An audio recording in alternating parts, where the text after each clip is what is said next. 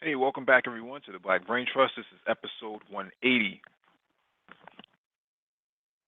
I'm here by myself until my co-facilitators join me. Please hit the like button and share as you come in. And there is a docket in the description beneath the video. Just as an FYI, the Black Brain Trust and the members of the Black Brain Trust are not certified financial planners. If you're looking for a certified financial planner, please go to cfp.net and they can actually point you in the right direction for any sort of financial advice or financial planning. And without further ado, we will get started. Share my screen.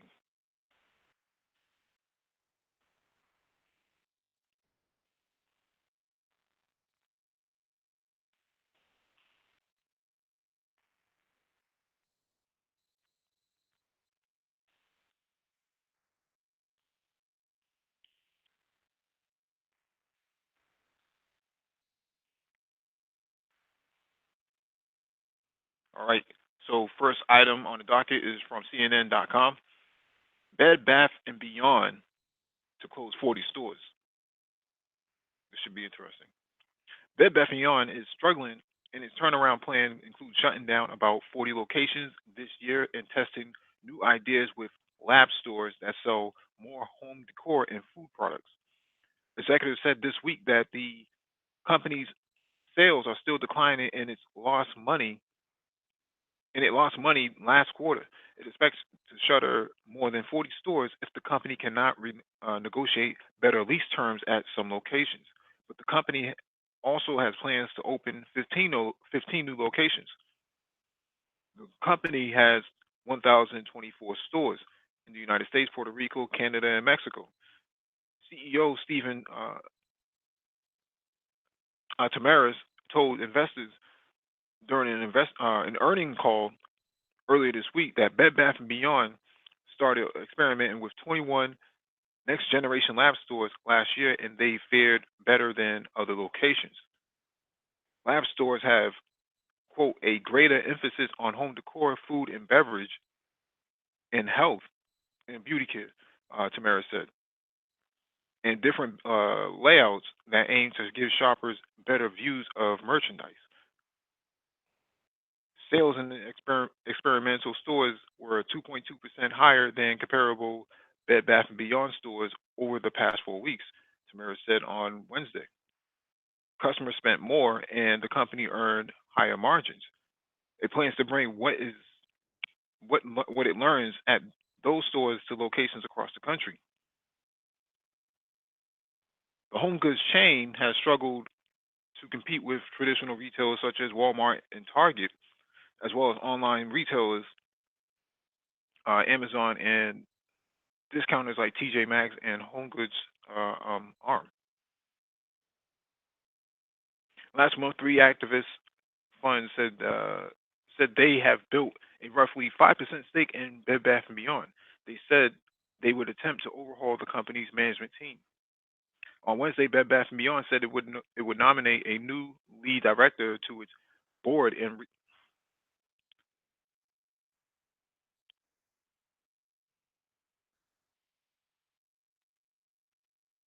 sorry, there was a little bit of pop up. It would nominate a new director in its board and revamp its corporate governance structure. It plans to announce additional changes to the board in the future. The group warns Bed Bath & Beyond to trim its product section and beef up the in-store experience to drive traffic back to stores.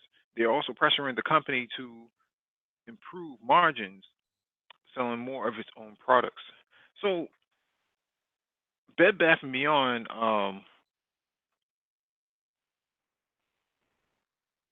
Bed Bath & Beyond is a very unique store in the sense that it if it's always good when you're either trying to redecorate some apartment or some dormitory, or um,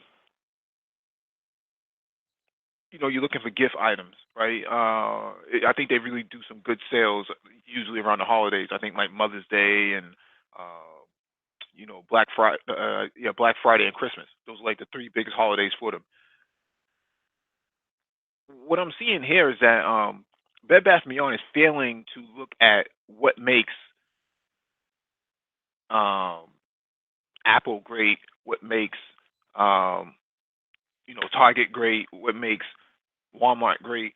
They're still stuck on the same, sort of one application, which is on home decor at nauseum, right? You walk in there, you're just bombarded with all these selections of home decor fashion and things like that. And it doesn't really work anymore because you can what you see in Bed Bath & Beyond, you can actually get from Amazon.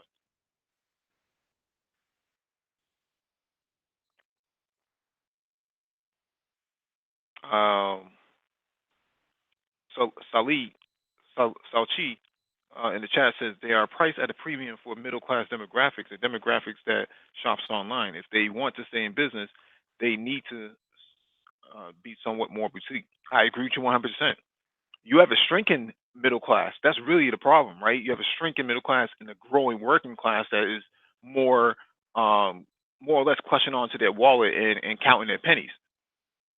So you can't really rely on that demographic anymore of the alleged middle class, right? They're shrinking too fast, and your cost of ownership or cost of renting or leasing, your property to do business is actually hurting you more.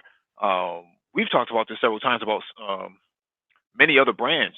They are hurting to pay the rent because they're not getting the same traffic as they used to, and you can actually buy a lot of your items online and get it same day, whether it's Amazon Prime or Walmart. So, what value is it going to serve to actually keep these businesses open, keep these lines of businesses open? So, Bed Bath and Beyond, they were long overdue, for some form of buyout or some form of restructuring.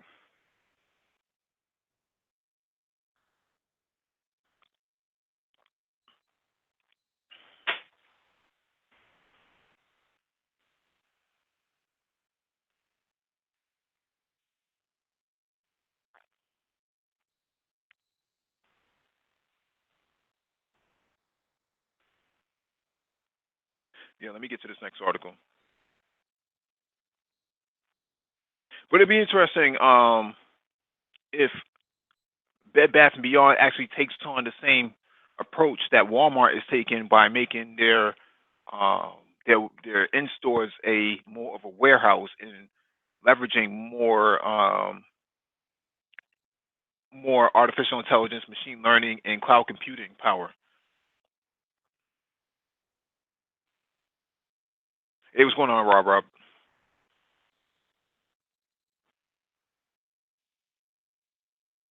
let me get to this next one.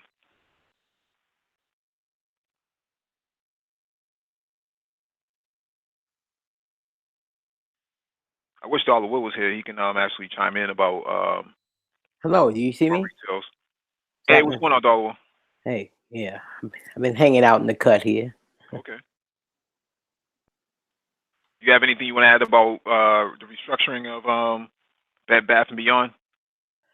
Other than kind of stuff we said in the past, they got to figure out a way to to to to to to capitalize off of the human experience of physically going to a place. Because like you said, you covered it. You can order the stuff online, but there's certain things that you can accomplish in person that you can't accomplish online. Now they have to figure out what those things are, like immediate feedback from people. Uh, you know, uh, they gotta figure it out, and it's not just Bed Bath. This is all of retail. They have to create a reason. Like certain colors don't necessarily look to really see how something looks. You really it's better if you see it in person. I'm not saying you have to see it in person because we've kind of gotten used to buying stuff online and sending it back, but they have to search for some relevance to the human experience. Now we know that human beings are social beings, and we have a need to gather. And that's why people still go to the movies, even when they can stream it. But These retail companies gotta come up with with some good reasons to show up in the store. So we don't know what that is, but it looks like they're all going to end up on Amazon, huh? Or their products are going to end up like a page on Amazon.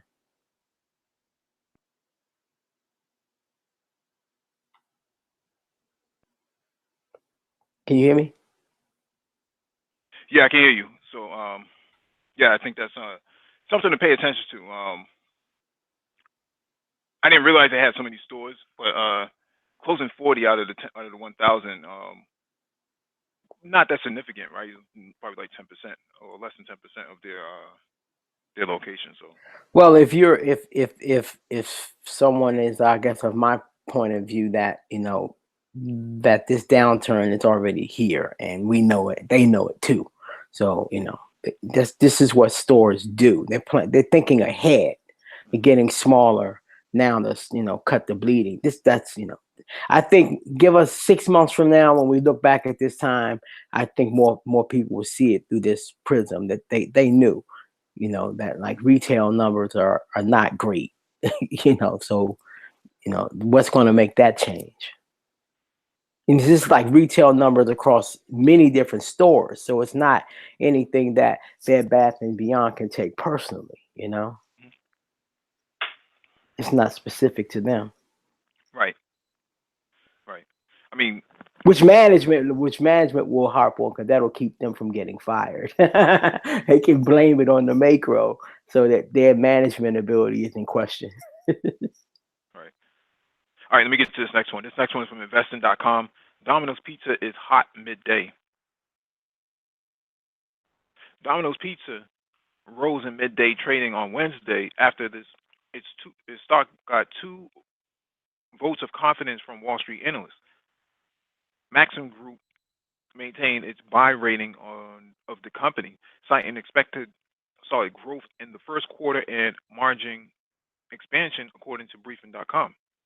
Maxim rose their earnings per share estimates to $2.12 from $2.10 as a popular promotion at the company helped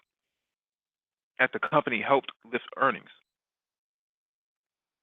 With the share price down 16% from the August 2018 high, the arm the firm argued Domino's shares have an attractive valuation, Briefing.com said.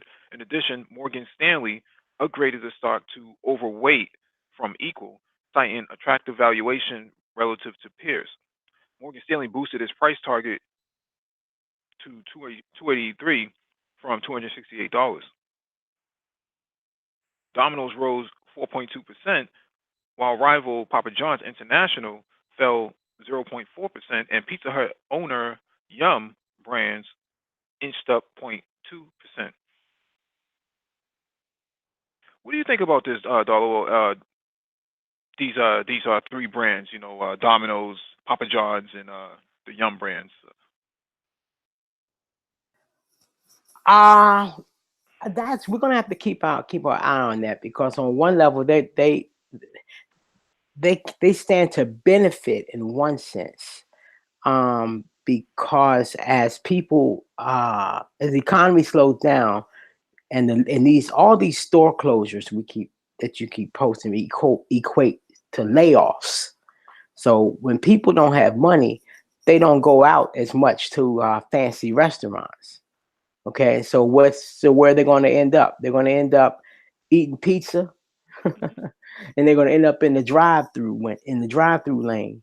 That's going to be considered a treat. Going to the drive-through at the fast food restaurants.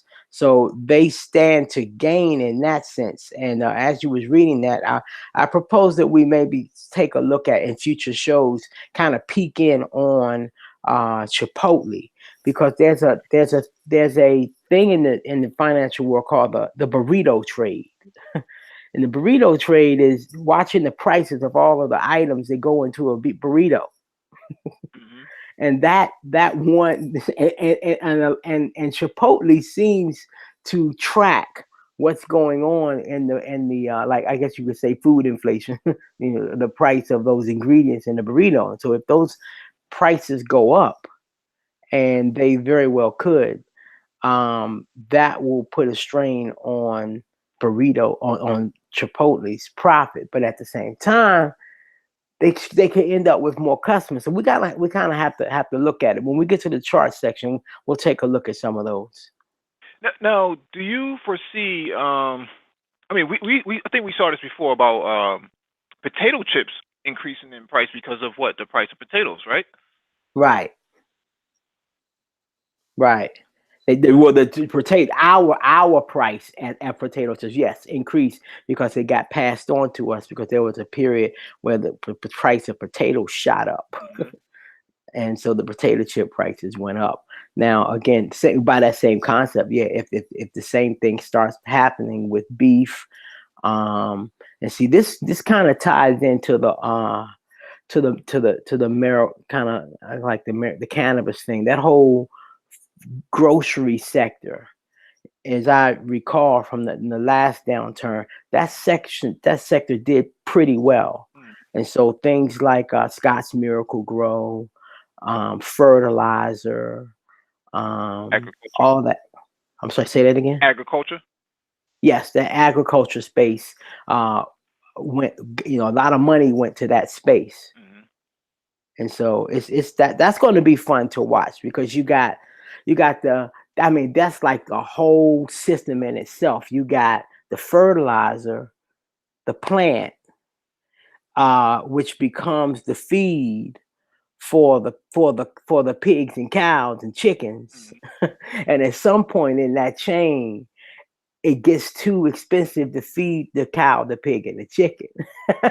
So you gotta have to play chess and say, okay, at one end of the equation, you want to invest in the fertilizer and the crop it produce, and then at another end, you want to invest on the in the cow and the pig and the chicken. So when that really starts kicking off, we're gonna do that weekly. I'm gonna ramp up to that so we can so I can show you how real money will move and how the price of the stock will track it at the same time. It's actually quite fascinating to look at, to watch happen. Well, one of the interesting things I learned recently was that the soybeans are actually used to feed all the your pigs and Right, and some of your cows and stuff like that, right, goats and stuff like that. So that's where soybeans come in. Um, the problem now is that there is a African swine flu traveling all around the world that is destroying large amounts of pigs. So lack of pork becomes a problem. So China is dealing with all of this right now because remember that they stopped all the importing of pork from the United States, which is pigs. So they had all these pigs that all this pork that needed to be produced, and they didn't have any because of the trade war. And now they have all this swine flu, African swine flu, floating through China, destroying all their pigs. And so now you see the cost of Chinese food going up as well. right. And you can't make pigs grow faster, really. So what's going to happen to alternatives like chicken is the most, consumed meat, I believe, right? Chicken. So Yep. what's going to happen to the price of chicken and beef if there's a shortage of pork? Hmm. So it's so yeah, that you got to serve something. So it's Tofu. going to be interesting to watch, from a technical standpoint and even a fundamental standpoint. You can watch how these supply issues affect prices, Hmm. you know. And then so, okay, so what happens is there's a overreaction to like a under supply. There's an overreaction, and we end up because we're profit driven. So business people see that, whoa, I can make a lot of money if I get in that business because there's a demand that's not being satisfied. Let me jump in it. And so too many, as often happens, we over respond to the business opportunity, and we create an oversupply. And then that causes the bubble to burst. Hmm.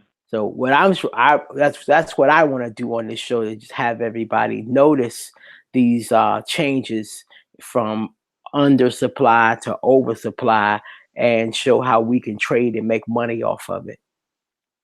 And Exactly. that's a cycle of life that will never end. Hmm. Let me get to this next article. All right, this one is from Forbes.com. African Americans' wealth a fraction that of whites due to systematic inequality. I feel like we read this before. This year, this year marks the 400th anniversary of the arrival of the captive Africans to Virginia, where they were sold into slavery. February marks Black History Month, a time when Americans reflect on the legacy and ongoing contributions African Americans have provided to our country's success. Despite racism and the systematic obstacles placed in front of African Americans, they continue to achieve greatness. However, even today, 400 years later, with much progress accomplished, African Americans still lack the same opportunities of economic security and mobility as their white counterparts. The massive wealth gap between African Americans and whites starkly illustrate this. African Americans only have a fraction of the wealth that whites have. This leaves them much less prepared for an emergency and with fewer resources to invest in their own future, such as uh, such as moving to a good neighborhood, starting a business, and sending their children to college.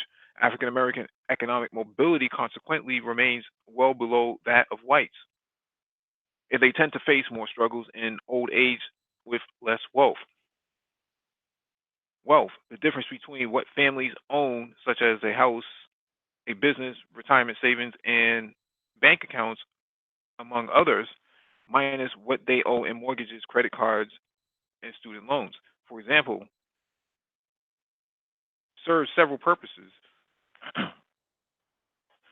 First, families can dip into their savings, checking and savings accounts, such as checking and savings accounts, but also their retirement savings when they face an emergency such as an unexpected illness, a layoff, or a divorce. Their savings serves as a backstop when incomes abruptly fall and cost rises. Second, wealth is also a means to invest in a family's future.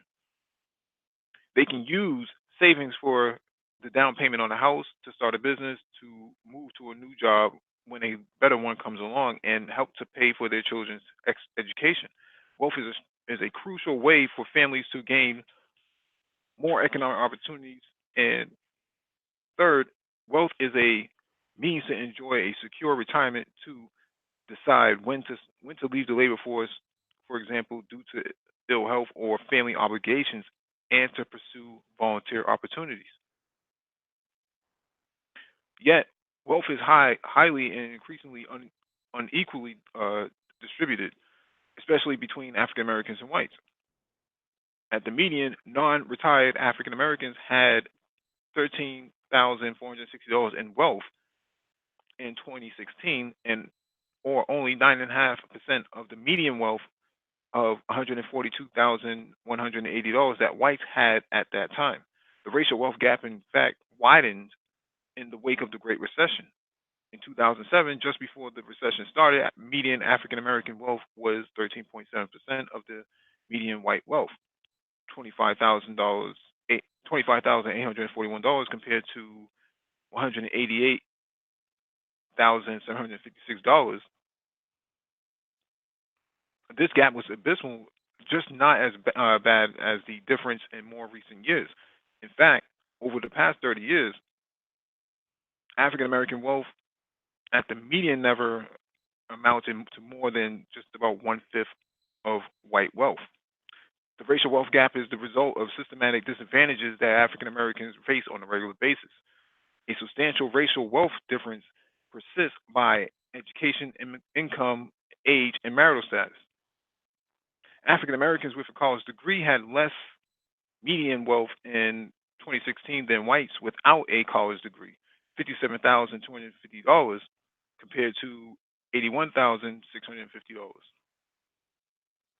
That is, standard economic and demographic factors often used to explain wealth differences do not explain the uh, do not explain the massive wealth between African Americans and whites.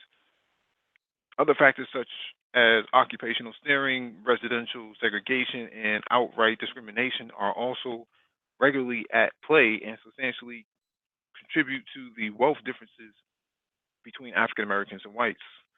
Dollar Will, what say you? I say, we it's like duh, we know this, but I'll say I'm thinking of what's the brother name? Claude Anderson. He said we've had an inappropriate response to racism, white supremacy. You could be in a conversation with black folks and we'll play up the degree as a solution. That's an important get having a skill is a part of combating the problem, but we're in denial that the goalposts keep moving. Like the article points out, a white without a college degree makes more money and has more wealth than a black person with a college degree. Mm-hmm. And those are like inconvenient truths that we try to deny. you know you can think back to let's see, from look at our leadership through the decades. you don't we've never had as our objective wealth creation or financial independence. It's go to college, get a good job, don't get fired. Not okay. This is how you create wealth when you get the job. We've never had that plan. We don't even have that plan now. Mm-hmm. You know. And if they're So not, it's a cultural thing. It's a cultural thing. We have issues about uh, values issues about money. Money is evil. Having money makes you less authentically black. Having money is not power when it certainly is. I mean, we have a funny relationship to money and the power of money. All despite the fact that we're constantly victimized by money and the power of money and the fact that we don't have either. we got 30 people watching, 23 likes. Can people, please hit the like button. So yeah, it's just a change. I believe that the millennial generation and the Z generation after that, Millennials. the Zennials, yeah, they're going to fix this problem because younger people are not confused about the significance of creating wealth. So I think that I'm representing uh, young baby boomers and old Gen Xers. I'm on the cusp of the two. I'm representing that era. That's our confusion. I don't think that's the confusion of people under 50. Mhm. I also think that if they're not going to fix some of the structural problems, and that we have to think about how we can counter that on our own, right? Maybe having because they talk about wealth, but most black families are pretty much broken at this point. You're starting from zero every single time. There's a reset every single time. So Right. there has to be a different sort of strategy, leveraging some of the institutions that are already available to have a neighborhood put all of their wealth together so that they don't fall into that sort of relapse, class fragility. Whether you're just middle class, working class, or at the poverty level, we might have to think about how do we um, how do we leverage these opportunity zones and things of that nature and use it to our advantage rather than to. I see a lot of black people holding on to their houses. They're neck deep in upside down in their mortgages, and they refuse to get out. They think they're committed to trying to pay off their mortgage, but you're never going to pay it off at the situation that you're in right now. So why not get out while the getting is good?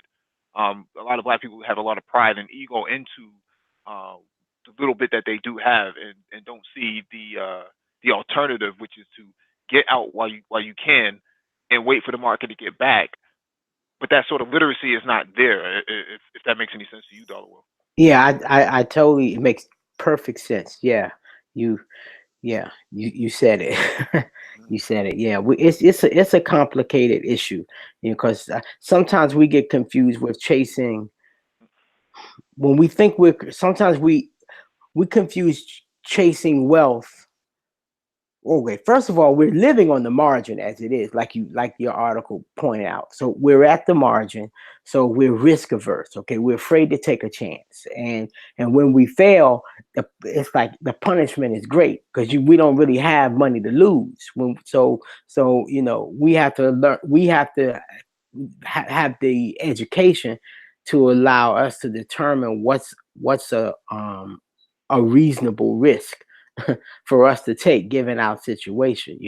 There's that. Then we get caught up in chasing status and thinking that we're chasing wealth, because I know growing up in DC, I've watched DC introduce vocational education into the school system and take it away. In my lifetime, I've seen that happen because we get caught up in, there was the argument was having pushing vocational education contradicted the message that kids should go to college, and so they took it out because they didn't want to discourage people from going to college. Now, as it turns out, a lot of people with those vocations make more money than people with the college degree. It depends on which degree you pursue. So we get confused with our need for validation. Okay, our psychological need for validation causes us to chase status. That is to say, degree in a low paying field when we'd be better off with no degree with a vocation that made more money. It depends on the person, of course. It depends on the degree, but we don't. So our insecurity gets in the way of our decision making.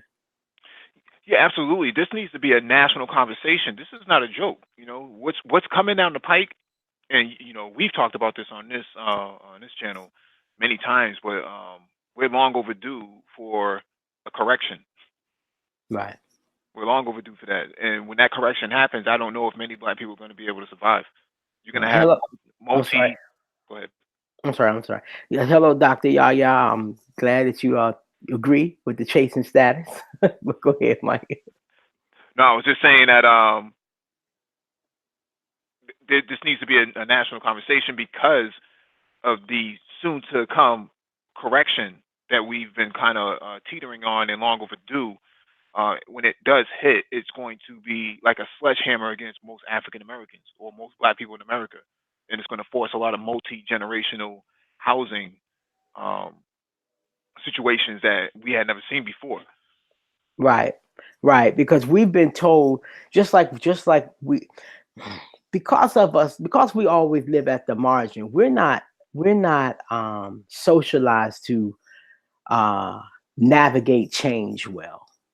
Hmm. You know, we're told get an education, that like as though that's the panacea. You'll be safe if you get an education. I remember hearing a video of uh, great brother Dr. John Henry Clark. He said he attempted to define education, and I think in the video I heard him say education is, if that knowledge empowers you, that's education.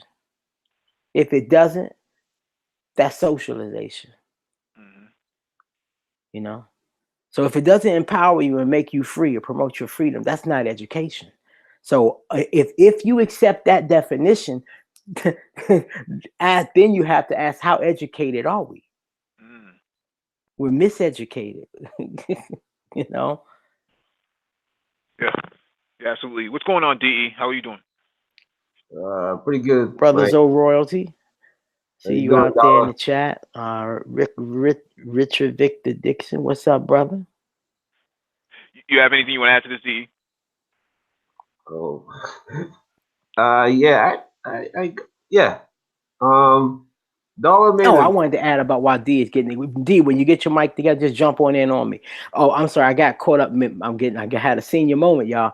We also taught to get a house and just save it for a house is not a great move always for everyone. I would be living in South Africa right now if I hadn't purchased my house when I did. I purchased a house. An opportunity came up on the job. 3 months after I, was into the house, and I was in South Africa, loved it, wanted to stay, cried like a baby. This was like 1994. Mm-hmm. Now, if I didn't own that house, I'm pretty certain I would be living there right now. So it's not always the best move. And then the housing values do not always go up. Okay. And so, but we're taught that. We're not taught that, hey, look at a stock chart or learn technical analysis. So we're trained to follow our cues from what they say on television. And, just all I'm going to say on this is the television channels are owned by the 1%. And I'll just leave that right there. And you think how terrifying it is when you put your trust in the people who own all the money. DE, is your mic ready? yeah. Can you hear me? Yeah, we can hear you. Go ahead. Okay. I don't know. I'm a little bit older than you guys, so I seen this. I seen articles like this. I mean, come and So go. yeah, I have a friend of mine. She owns Dollar Will, can you hear? Can you hear DE? no, I cannot. Can Do you you? log out? Can you log out and log back in? Because DE is talking. You're talking right over him. Oh, I'm sorry. Let me log out because I only hear you. Okay. Okay. I'm a little bit older than you guys, and I've seen these articles appear. They come back. I mean, it's like every economic cycle. The same articles come back. They're rewritten, saying the same. They make the same points. They're rewritten by different people, Hmm. and our people never seem to pay attention to what the people are saying. They look at it and they say, "Well, we're black people. We are always downtrodden," and they leave it at that. But they don't find a way. They don't look at the article and say, "You know what? I got to find a way to get out of this." And occasionally, the the the whole economy comes to a point where it gives us an opening. Like right now, you know, we have an opening right now. Don was talking about the difference between going to college and then becoming a carpenter or a plumber or a home builder. You know, I got a friend of mine who builds houses and he doesn't have a college degree. I can call him today and say, "Hey Nick, I need a house," and he'll call me back with within about 3 or 4 hours and tell me how much it's going to cost to build a house. Hmm. And he doesn't do it with a computer. That's the thing that always bothers me. He builds people's houses, no computer. He sits down with his cell phone, works out the numbers, calls me back, and say, "Look, it's going to cost you this much." He knows what every block costs, every piece of material costs. So you don't need a 4-year degree, 5-year, 6-year degree Hmm. to get into the market. Dollar comes here every week with his charts, show people how to invest in the market. You know, some people spend $500 a month on a car, a Mercedes, $600 on Porsche. Yes, you might like driving that. You might like the status, but if you put aside $300 out of that, buy a Toyota or nice Toyota, invest the $300. Then when your investment grows down the road, you buy your Mercedes. We don't look at things like that. In the 60s, before we got this, you could be one of us, sit beside us in the restaurant. We were doing that. Black people will go to work and they will be saving money. And those who can become businessmen became businessmen. Who became teachers became teachers. Plumbers became plumbers. We're not doing that today. And the information gets fed to us all the time. I mean, is one day I was reading in our chat. The guy says, he tried to encourage people to come to the chat, and they say it's boring. Hmm. So me, when I read something like that, I used to get angry at them. Now I just laugh because I can see where 90% of us, if not 90%, about 75% of us are going to die foolishly when this economy does a 180, because it will do the 180. That's what happens every time when we went from the mechanical to the computer. Hmm. That's what happens. When people Well, start writing, doing accounting on paper, and start going to the computer, it's the same thing when we went from burning coal to when every house got electricity. mhm. Yeah. Yeah, I mean, it's one of those things. I think that a lot of black people are very easily pacified by small income. But what's about to come down the pike, um, instead of having welfare queens, you're gonna have a lot of welfare kings out here too.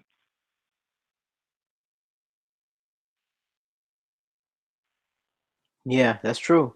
And I think that we're gonna, of course, the topics on this show is going to help guide people through it. We're going to need to learn some practical stuff about, some urban farming, and we're going to have to like, make room in our house for family members. That spare bedroom where you got the junk. That's your storage room. Somebody's going to need to sleep in there. You know. Oh Um, man. and so, I mean, I was listening to you talking. I was thinking about. I had this conversation with some people at my job that, before I quit that job. I'll say on the way to $100,000 in salary, and I started out at $19,000 in like 1986. And so, the more money you make as you go up in scale, you end up, you have basically, we have the same kind of life as say these NBA and NFL players, but of course on a smaller scale. You're making more money than you know what to do with, and you just start buying all this crap you don't even like, that you don't, this useless crap you don't even use. And then you learn that, okay, you really don't like this job that much anymore. But then you find out that you're trapped. You done bought this new car, and you bought this new house, so now you a slave to those possessions that you bought. I wanted to own the house. I found out that the house owned me. And so then when you get a little older, you cut way back. And so I started this like meme on my job with regard to autos. And I had all the brothers saying top of the line back in time, you know. Buy a car at the top of the line, buy it back in time. Don't buy that new car. buy one, several years old. Get you a high quality car, near the top of the line, if not the top, but old, you know. Well, And that price has already lost half its value. After about 3 years, that's about prime, right there where you want to be. Get that 3-year-old car. You well, can still style. it's interesting that you bring that up because now you're starting to see the car manufacturers, the auto manufacturers move to a more car sharing model where people are not going to buy cars anymore. They're just going to, share it for a few days or a few hours or just a few weeks at best. Um, Audi, BMW, Cadillac has a new car sharing program now. You pay $2,000 a year or something like that, and you get to take out any Cadillac you want for a week or so or a month. Um, it's just there's new sort of models coming into place, economic models for car ownership that doesn't involve an actual car ownership. So you're starting to see the market react. The players in the market react, and the staples in the market react to how they engage. This new economy that's coming forward, and I think that black people are crazy not to actually, take it. Take a listen to some of these hangouts and actually understand what's coming down the pike. You talked about this before. People renting out their that other bedroom or my neighbor across the street. She did her whole basement over just to bring in an extra $1,200 a month. Right, right. Yeah, Yeah, I mean, and I'm preaching to myself on this because I don't like being around people. I really don't. I like my space, but that's that's not practical given these times. So I'm gonna have to suck it up. I know these what's black going on. people are one of the few people who you see buy a car when we starting out just for status. The 19-year-old just got a job, and we're gonna go buy a car that you're gonna spend, you know, 40,000 plus interest Hmm. just because we want to go out and show a girl. You know, we want to take out a girl and show I got a BMW. You don't see a lot of people doing that. You see people come to this country. We always talk about the Lebanese. They come to the country. They live 4 or 5 together in the house. Hmm. They buy one car, and the car is used for everybody. They might even run Gab in that car right now. Grab, not Gab, Grab in the car right now too. When nobody's using it, somebody's using it as a taxi. Hmm. So we don't look at these things and think carefully about the future. We're always thinking about how somebody sees us. You know, yeah, you can think about that when you go to work. You gotta go to work dressed appropriately. When you go out in the town, you dress appropriately. But you don't have to buy $1,000 suit to go out with a girl. If that girl wants you to buy $1,000 suit to go out with her, you don't need her. Right, and then it's only when we get closer to 30 that we realize that she'll be more impressed if you had a house and an old car. So I had my house at 30, and I was mad that I bought a brand new car at 23 because I could have had a house at 25. Hmm. So and so I said after that car, my next one is going to be a little older. But yeah, that's you know we do stupid stuff when we're young, but Hey, what's up, everybody? How y'all get the doing? house, but What's not going on, now. Michael? Watch the charts. All right. What's up, Lionel? What's going on? Hmm. What's going on? Hmm. What's going on? Yeah, you have anything you want to add before we jump to the next article? Let me kind of beat this one up. Oh no, no, I didn't know what the last article was, but no, I'm all right.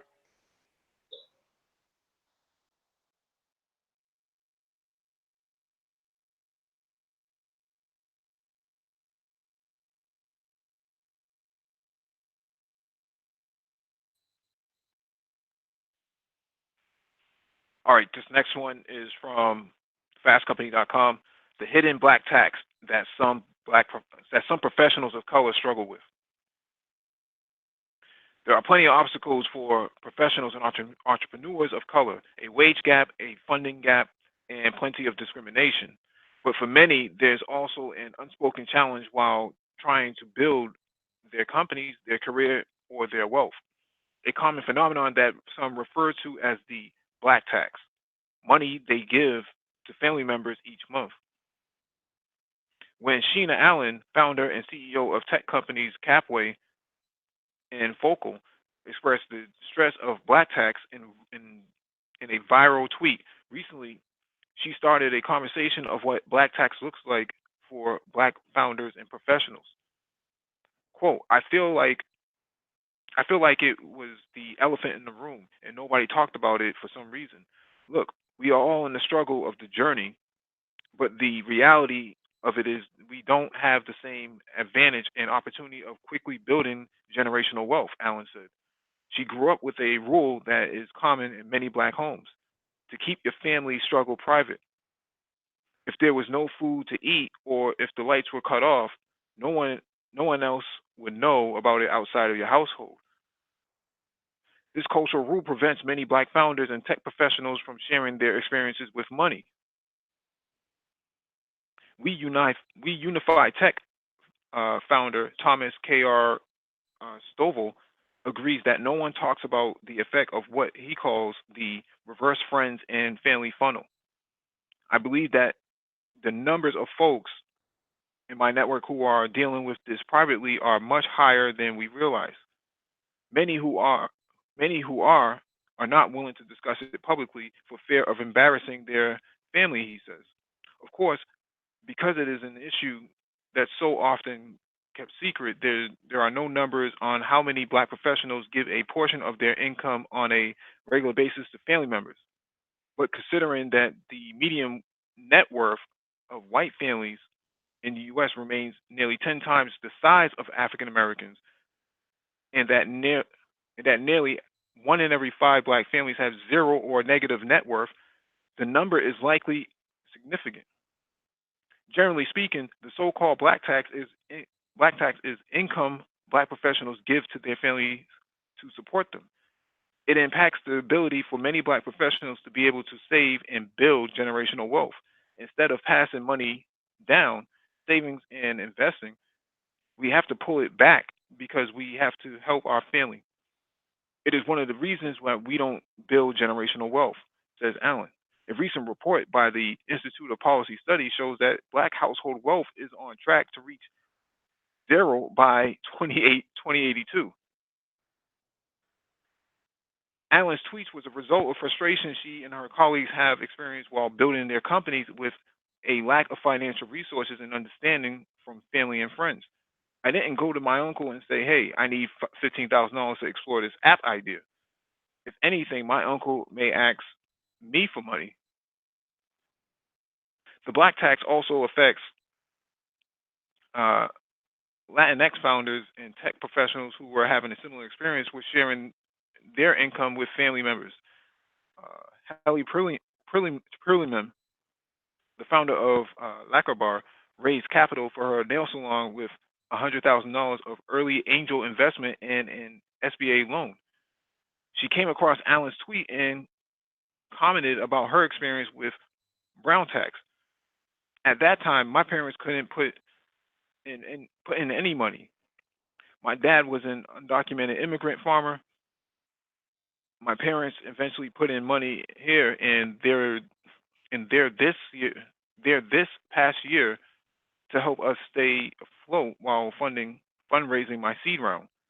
Perlman said, who is Mexican American shared. While preparing to open Lacquer Bar, she took on the responsibility of caring for her brother after he graduated from college. Even before he graduated college, he moved in with us for a summer for an unpaid internship at another startup in San Francisco. In both circumstances, we were paying for his food and living expenses, she explained. Once her brother got on his feet and gained a tech job, he eventually helped fill him in with making payroll, rent, and bills. So this is timely for the discussion, right? Anybody Uh, want to jump in on this? yeah, I want to crack at this. Yeah, I'll say that I've been on both sides of that equation. Hello? Wait, Dollar Will, Can can you you hear hear me? my no? No, You can't hear my no. I cannot hear him. Wow. Hello, hello, hello. Can you Mic log check. out? Can you log out Dollar Will and restart your browser? Good Lord. Okay. All right. Um, this hits like a strong feeling. Um, a lot of black people have this feeling. I recently had a relative asked me for money, and he said he'll pay me. Well, no, the person paying back, but when he paid me back, he didn't pay me back in full, and it's like, okay, where the rest of my money at? But you don't want to specifically say that because then you for somehow some way through whatever means of alternate reality you come off as a person that's being ungrateful. Then when you discuss with other family members or even say to other family members how much you make, your income is their income, your income is shared income, and because they don't make as much as you do, their income is their income. Mm, So this hits a lot. Then on top of that, you become the bank. You become the first person to go to whenever they need something. And then once you get enough of it, you say, well, well, my bills are too expensive because a nice chunk of it is come from other people. You say you say, well, no, I can't do that no more. You are the person that's that's wrong. You are the person that don't look out for family. You are the person that's this. You are the person that you become the black sheep. You become this because these other people don't look at the future as much as you look at the future. They don't plan as much as you plan. Mm-hmm. They don't think about generational wealth as much as you. And you can't purchase certain things or show that you purchase certain things around them. You can't live a certain lifestyle because they are pocket watching. They count things. You have If you buy something, you have to demean it and say, "Well, I bought the cheapest thing I can find." Mm-hmm. You have to do certain things in order to forecast a thought in their mind that you're cheap, or you bought this at the thrift store, or you did this, when you can be a person of good salary. You save and you do that, where you do these other things, and you say, well, I want a nice computer. I want something nice that you will have for years and years to come. But when a family member say, "Well, oh, that's nice," you have to say, "Oh, I just went to the store. I asked the person the cheapest the cheapest computer," because if they ask you, well, how much it costs, and you say X amount of money, Mm-hmm. next week you will be receiving a phone call. Can I borrow this? Can I borrow that? Mm-hmm. And it's highly disrespectful. It's highly disrespectful that we have to pay this black tax. Is highly irresponsible. Well, you're seeing this now, Lionel, and it's good that you brought that up because you're seeing this now on YouTube. This sort of discussion that about the good black man or the educated lame has to come back and help out the black community, but then people turn back around and say, "Well, how come there's no black wealth?" Well, that's because that money is being redistributed to other places that are demanding it. It's not really going into any growth accounts or growth investments. Um, the return on investment is usually not there, right? So if you make 80 to $100,000, you can rest assured at least 10 to 20% of that income is actually going to relatives, or someone close to the family. So, And on top of that, you can't even tell them that you invest in something, mhm, because in their mind, their thought is that money that you're using to invest in something that white people or black people don't invest in, whatever the case they may be, that money is better well served either buying something, giving it to them, or opening up a hair salon. No, no, this is my money. I earned this. I'm the person that studied. I'm the person that went to school. I'm the person that bust my butt in order to receive this type of salary. And hopefully, when that person receives this high amount of salary, then they'll save and invest, and they will deem fit on what is better used for the money that they earn. If they go to work every day for. But this black tax is true. Is very true. hey, we have 39 people watching right now, 40 people watching, 33 likes. Please hit the like button if you're listening and you're not participating in the chat. Thank you.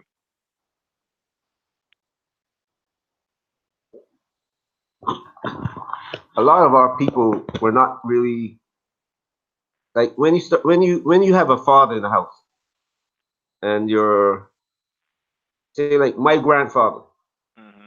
he worked. His brother worked. Hmm. All the men in their family worked. So when my dad came along, he worked, and all the his cousins who were men, they worked. It doesn't matter if the women worked. Sometimes the women worked, sometimes they didn't. But they took care of the family and they set these rules that you have to do something. This generation, you have women raising the kids, and if you're a good basketball player, good football player, something that has this style to it. No substance, just style. You get appreciated more than if you work,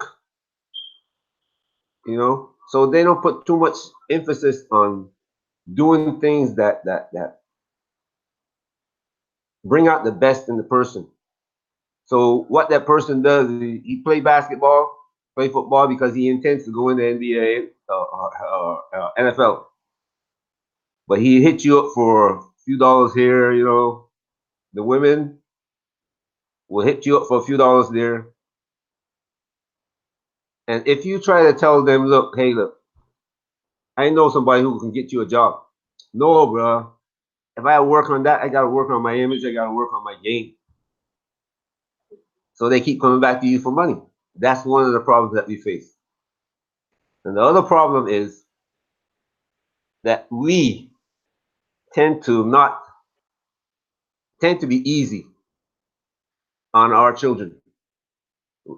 When my children, I say, look, if you're going to college, you got a house. I bought my kids cars, except for one. I bought them cars.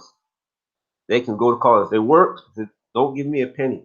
Your food is here, your clothes, shelter, everything you need I pay for. You go to college, use your money that you work for to go to college. Or some whatever um, kind of job you want to do, you do it and save your money. And that's the contract we have. You're not going to live in my house unless you sign this contract. Mm. And we have to do that. We can't allow them. And some people don't always have the ability to do things, you know. He might have a job and he lost his job or she lost her job. And they're in between jobs. And yes, I will help you out. You're looking, I'm helping you out. If I see you sitting down not doing anything, I'm going to ask you politely. You say, look, you're not doing anything with your life. You can't live here. Mm-hmm. You know, I will come by and say hello, but you got to go. Mm-hmm.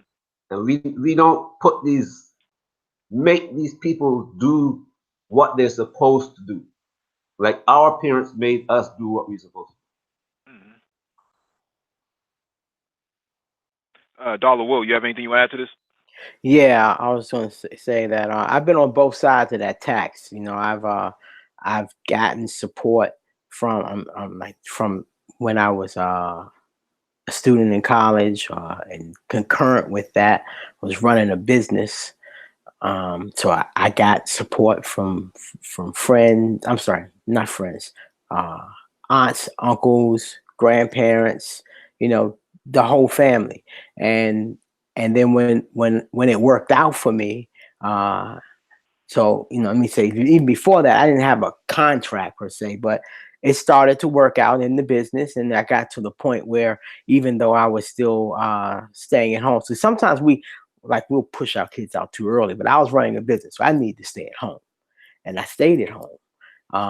And at some point, the business started being profitable, Mm-hmm. and I was able to pay the mortgage and the utility bills for the house. So that was everybody was fine with that. And then later, when that business, you know, had to move on, and you know, stuff happens, got a real job, one that paid money but not much in the way of satisfaction, and I moved out. And then I had to pay the tax for nieces, nephews, siblings, and you know, sometimes you know, parents, different things like that. So that's just what family, that's what we have to do. That's our cultural response to the economic position we're in. And a lot of like money management programs, if they don't have that cultural component to talk about those, you know, how to handle money in the context of a black culture, black American culture, then you won't get that. You know, a lot of times that reality of our life is not a part of the curriculum. Mm-hmm. You know how to manage that. So you know, we kind of need that kind of priority from the top. You know, We don't even have a national leader now, but when I was coming up, we had Jesse Jackson, and you're between Jesse Jackson, your black mayor, and your minister, that was and your parents, that was your leadership right there. And if we get our leadership on code to preach financial literacy, make that a priority, that then we can pay the black tax and create wealth. I don't think that's what the article is stating when it went with your two's explanation of what black tax is. That's what you all are saying is more of supporting those who do.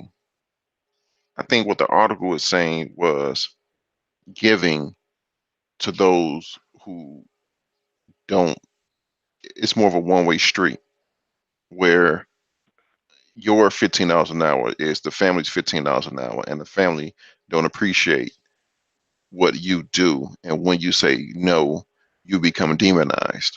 Oh, I'm not refuting what you're saying. And I'm saying I've been on both sides of that equation. Okay. Other people were sacrificing for me, and I was on the take to get the receiving it. And then another time I flipped, and people were in my pockets. So I'm not refuting anything in the article. I'm just saying it's a complex situation. Yeah, because I go through it, and the the um the side of well the byproduct of that is you have to lie a lot. You become a liar. You become distant from your family because you know how your family is, how certain people of your family is, and how other members of your family have more of a emotional attachment to that person for all intents and purposes for this specific type of conversation is these people may have more of a emotional attachment to the Pookies and the Ray Rays, Mm. but to you as as a working man, when you say no or to those people, then you become the he think he's this, he think he's that. So what this and so what that. Oh, he got a good job, blah blah blah. You become demonized for being the person to from working your life and being the upright standing person, and to taking these arrows, these daily arrows that society throw your way, shoot your way in order to become the man that you are. And then when you turn around and say no to your family who want money, who wants to dig too deep in your pockets, that they're putting your livelihood at in danger, you become the the boogeyman. You become, oh, he's wrong. He should do this. He should help us. He should do this. So whenever I buy food and come around my family members, I need to buy enough food to for them to eat off my plate. It's not, oh, where you get that from? Oh, I got this from such and such. Oh, okay, cool. I'm about to go get me some too. What you got there? Oh, I got such and such. Let me get some.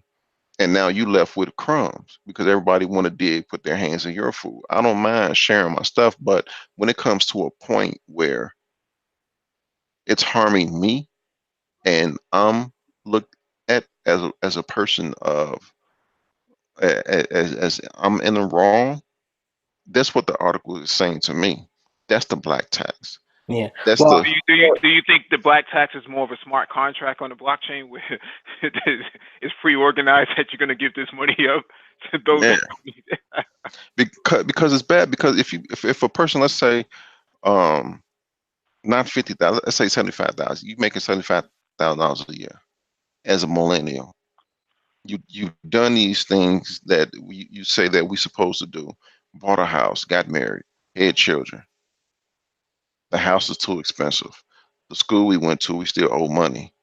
Mm. The we got divorced. It's literally a 50-50 crapshoot with divorce. More on the side of divorce. So we now have to pay child support. We got all these bills. We bought a car, but you are from a family that don't even see all that. They say, well, you you got a job, you making money, let me hey man, I get paid such and such. Let me hold some money. You can't you are that's that's a horrible situation to be in. And people can't and people don't even see this. That's why I say it's highly disrespectful, highly irresponsible that you as a person have to take care of another grown human being that is able to work and they choose not to. And when you say no, you are the person that is cast in a bad light, that's talked about, that's looked down on. I, I was See, always Lionel, go ahead, I was Mike. I was always under the impression that black people live by African proverbs. It takes a village to raise a child, right? And maybe that some of those proverbs are being perverted to other people's advantage. Look, Lionel laid out the problem, and he also laid out the solution. Because we allow this to happen. It's not like we see a need and then we fulfill it. Most people who have got their lives together know when there's a need and don't know what action to take to help out in those cases. But when you allow this thing to happen, you know, continuously, like somebody will know you got a job. So once a month they come around to collect some money from you. The first month you agree, say, well, okay, I understand your situation. But the second month, okay, let's have this contract. You're gonna have to look for extra work, or you're gonna have to do this, or you're gonna have to do this to get, you know, I'm not gonna help you anymore. But So it's easy to say we don't allow it to happen when you're receiving pressure from your family, seemingly as a whole, that you, hey, this is your relative, this is your blood relative, you should do this.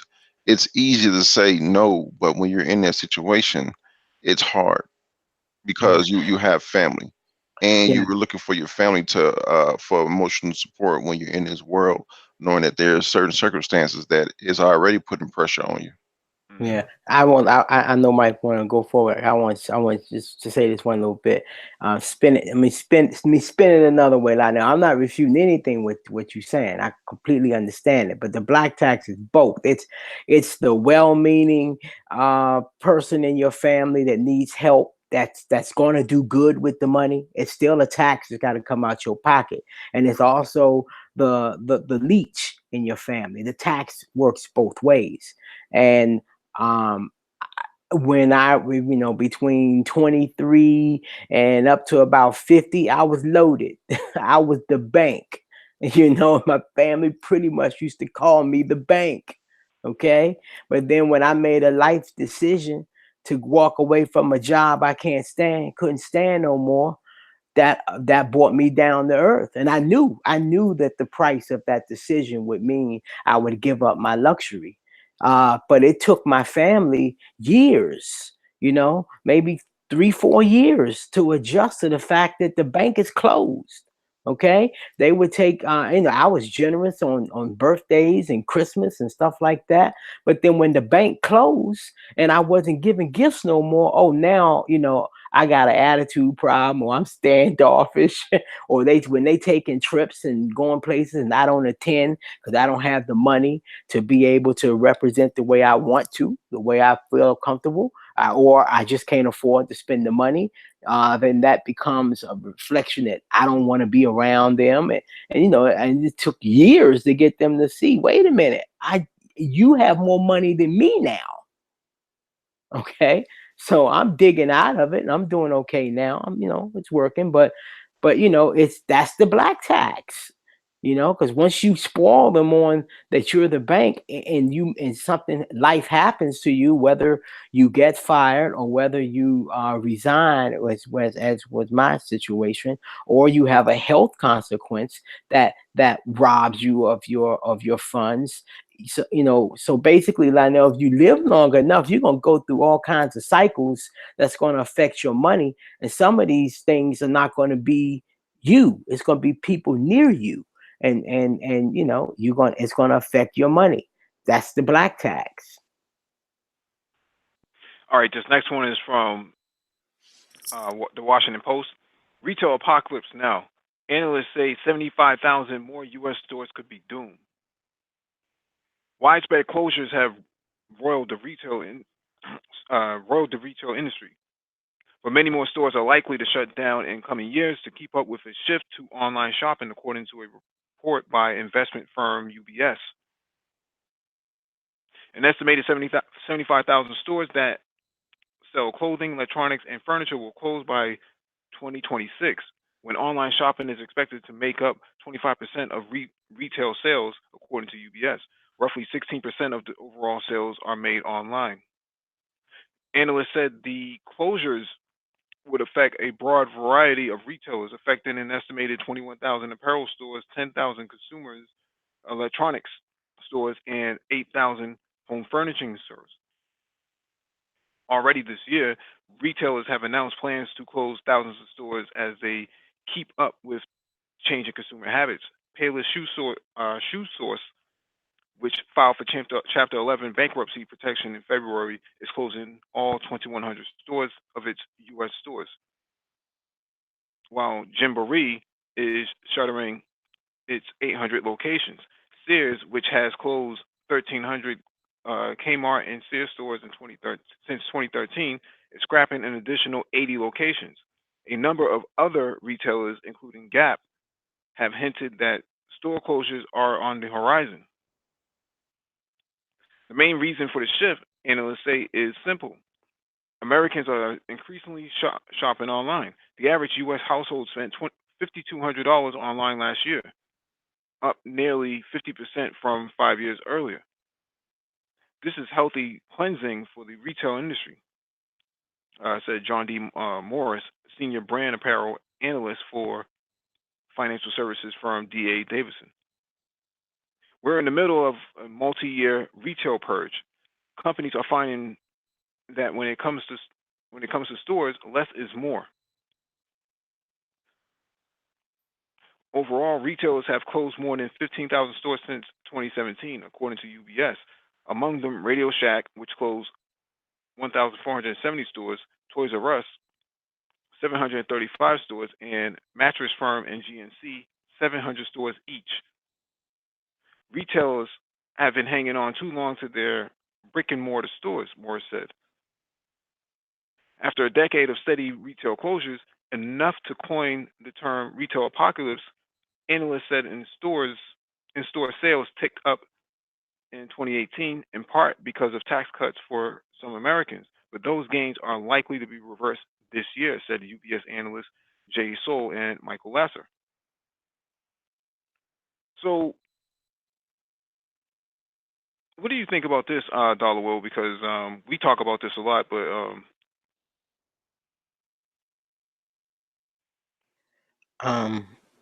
I was stuck on the real estate one. I was thinking about, the home sales are not rising or moving at their prior pace. That's definitely tapered off. So if you have a home furnishing store, do you really have to be a genius mhm, to think that to anticipate declining sales?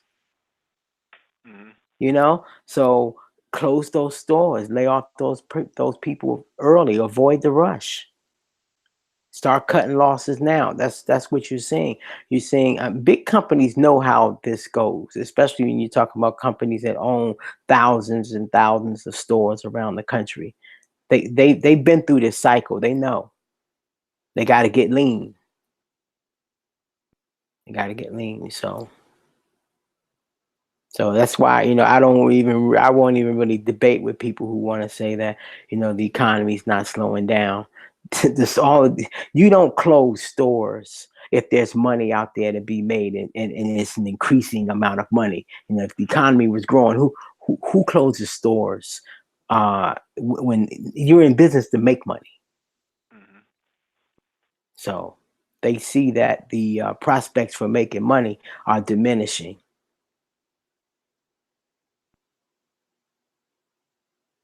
Yeah, with this, I agree with Dollar Will. 75,000 stores, and that's on top of the stores that has already closed within the past year. There's a lot of stores being closed. There's a lot of companies being shut down. You hinted to it with the Payless. We talked about Sears. We know JC Penney is not that far behind. The malls are anchor stores at malls are thin. Mall attraction is thin. These are signs. These are breadcrumbs along the way when you get to the big aha. These are just the signs. Now, you've been listening to us for a while. We tell you, hey, per these articles that we read over, per these signs, something is up on the horizon, and this is just another breadcrumb along the way. Something is coming. I got a question, Lionel. How Yeah. long, Lionel, have we been comfortable buying like retail goods and home furnishing stuff online? How long has that been the case? I would say at least 10 years. Right. So when I read when I hear an article like that that says, well, they're closing the stores because people are buying stuff online. Well, that's true, but they've been buying stuff online for the last 10 years. That's not the reason those stores are closing.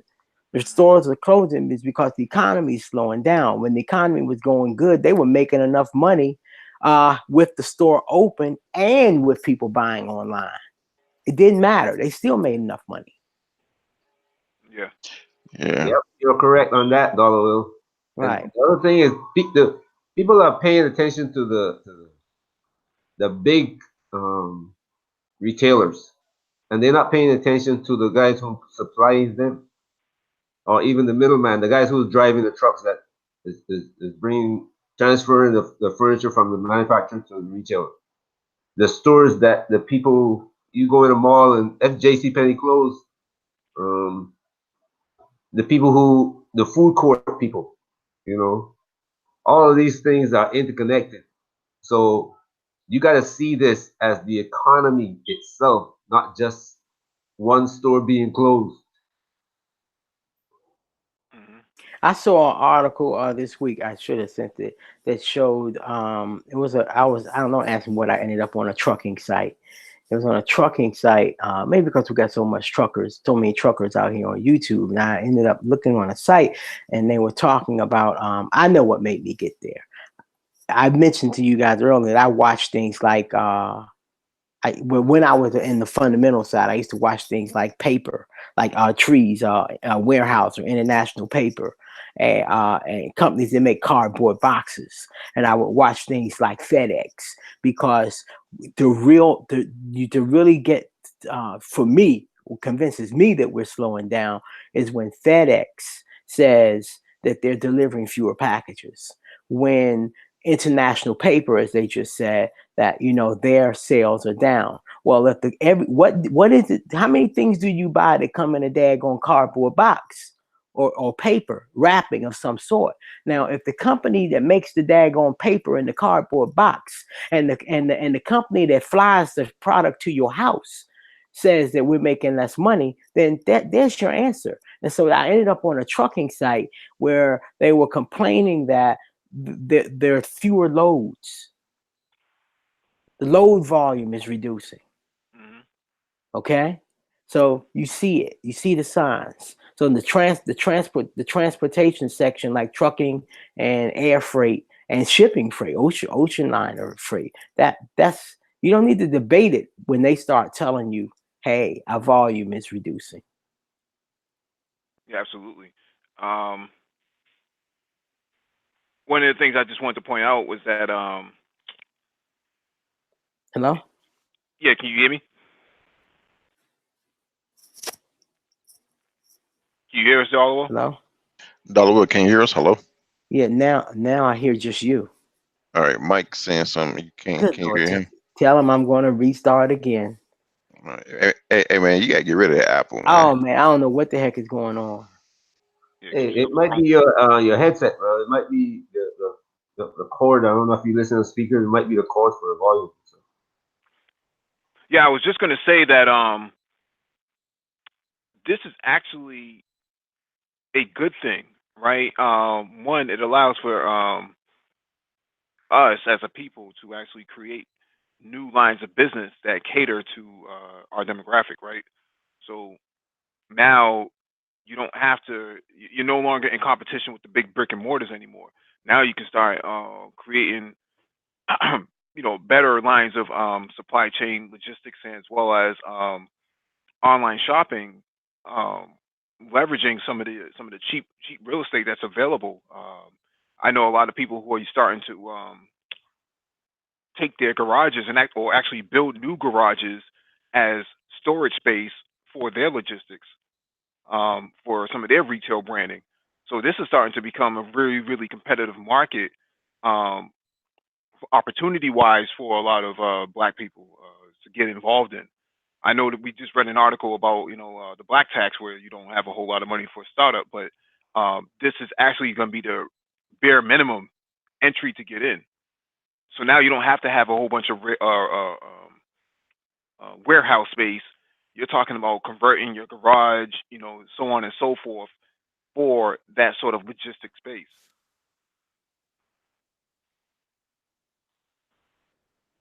and creating an app behind it, and hiring other black people to actually be involved in the shipping and the shipping of logistics to local area businesses and so on and so forth. So there's a lot of opportunity that can really come from this.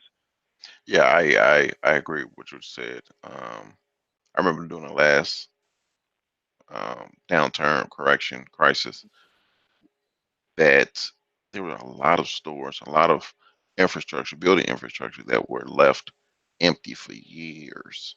I Hmm. remember car dealerships were left empty for so long that they just tore them down, and then it was an empty lot for a number of months, and then after a while, other businesses bought the empty lot up and built new businesses. This was years later, but immediately, the immediate effect of that downturn was there were a lot of empty, vacant structures, places out there.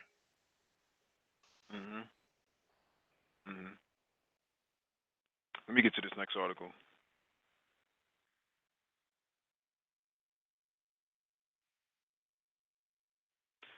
All right. This one is from CryptoBriefing.com. Holo Chain USD price analysis probing new heights.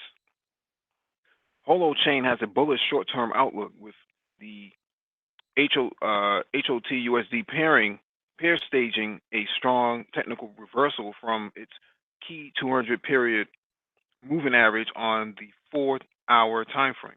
The 4-hour time frame is also showing that HOT USD buyers are close to uh, invalidating a bearish head and shoulders pattern that has been present since the start of April.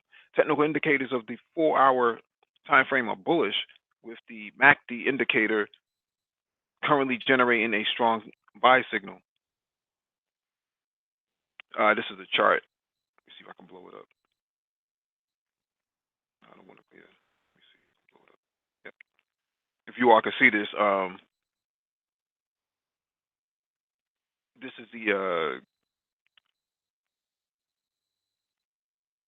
I believe this is the 4-hour chart.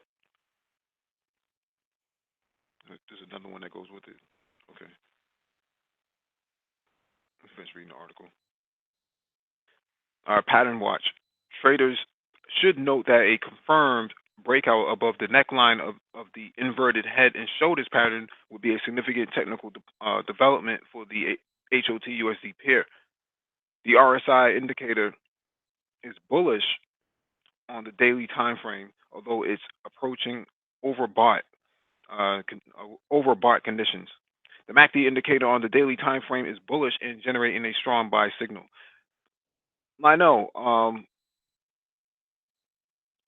What's your take on Holo Chain and what its price analysis is based on what Holo Chain is about? All right. I understand whole. Excuse me. I understand whole chain is allows people to take. How am I trying to say this?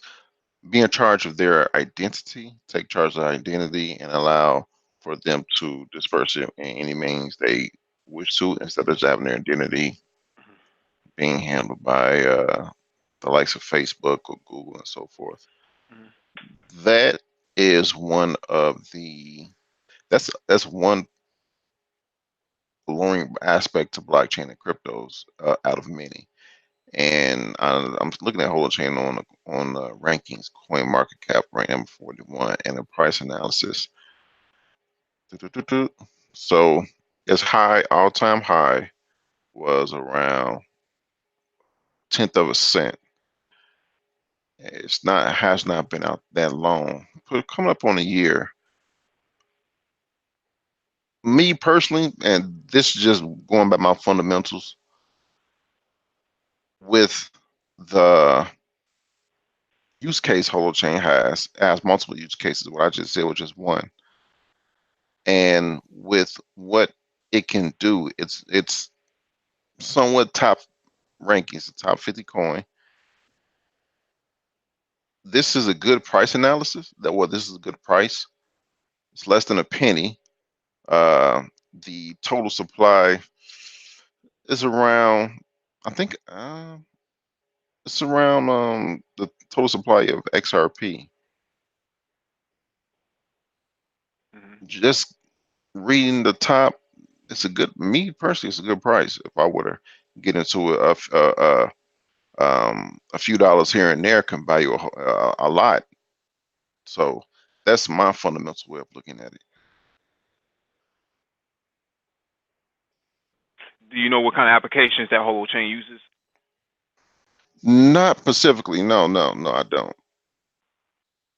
Okay. Because my understanding of holochain is that it's a cloud computing blockchain. I'm looking at their website right now. Yeah, I know it allows you to take charge of your information, and all right, blockchain helps people. Right, I'm right, own their own data, control their identity, connect applications to suit their needs, transact without centralized systems, build lighter, faster, cheaper applications. Okay, this apps, governance and collaboration. That's important. It allows for proper decentralization, social media networks. Mm-hmm. Okay, so it allows social media apps on its blockchain. I don't know if it's ERC-20 or not. I don't think it is. No, I think it's a completely different. Okay, so it's a coin. It has its own blockchain, which is good. Yeah. Just by knowing the top on the surface of what it is, I know it has a really good application. I'm gonna look in deeper to this one. Okay.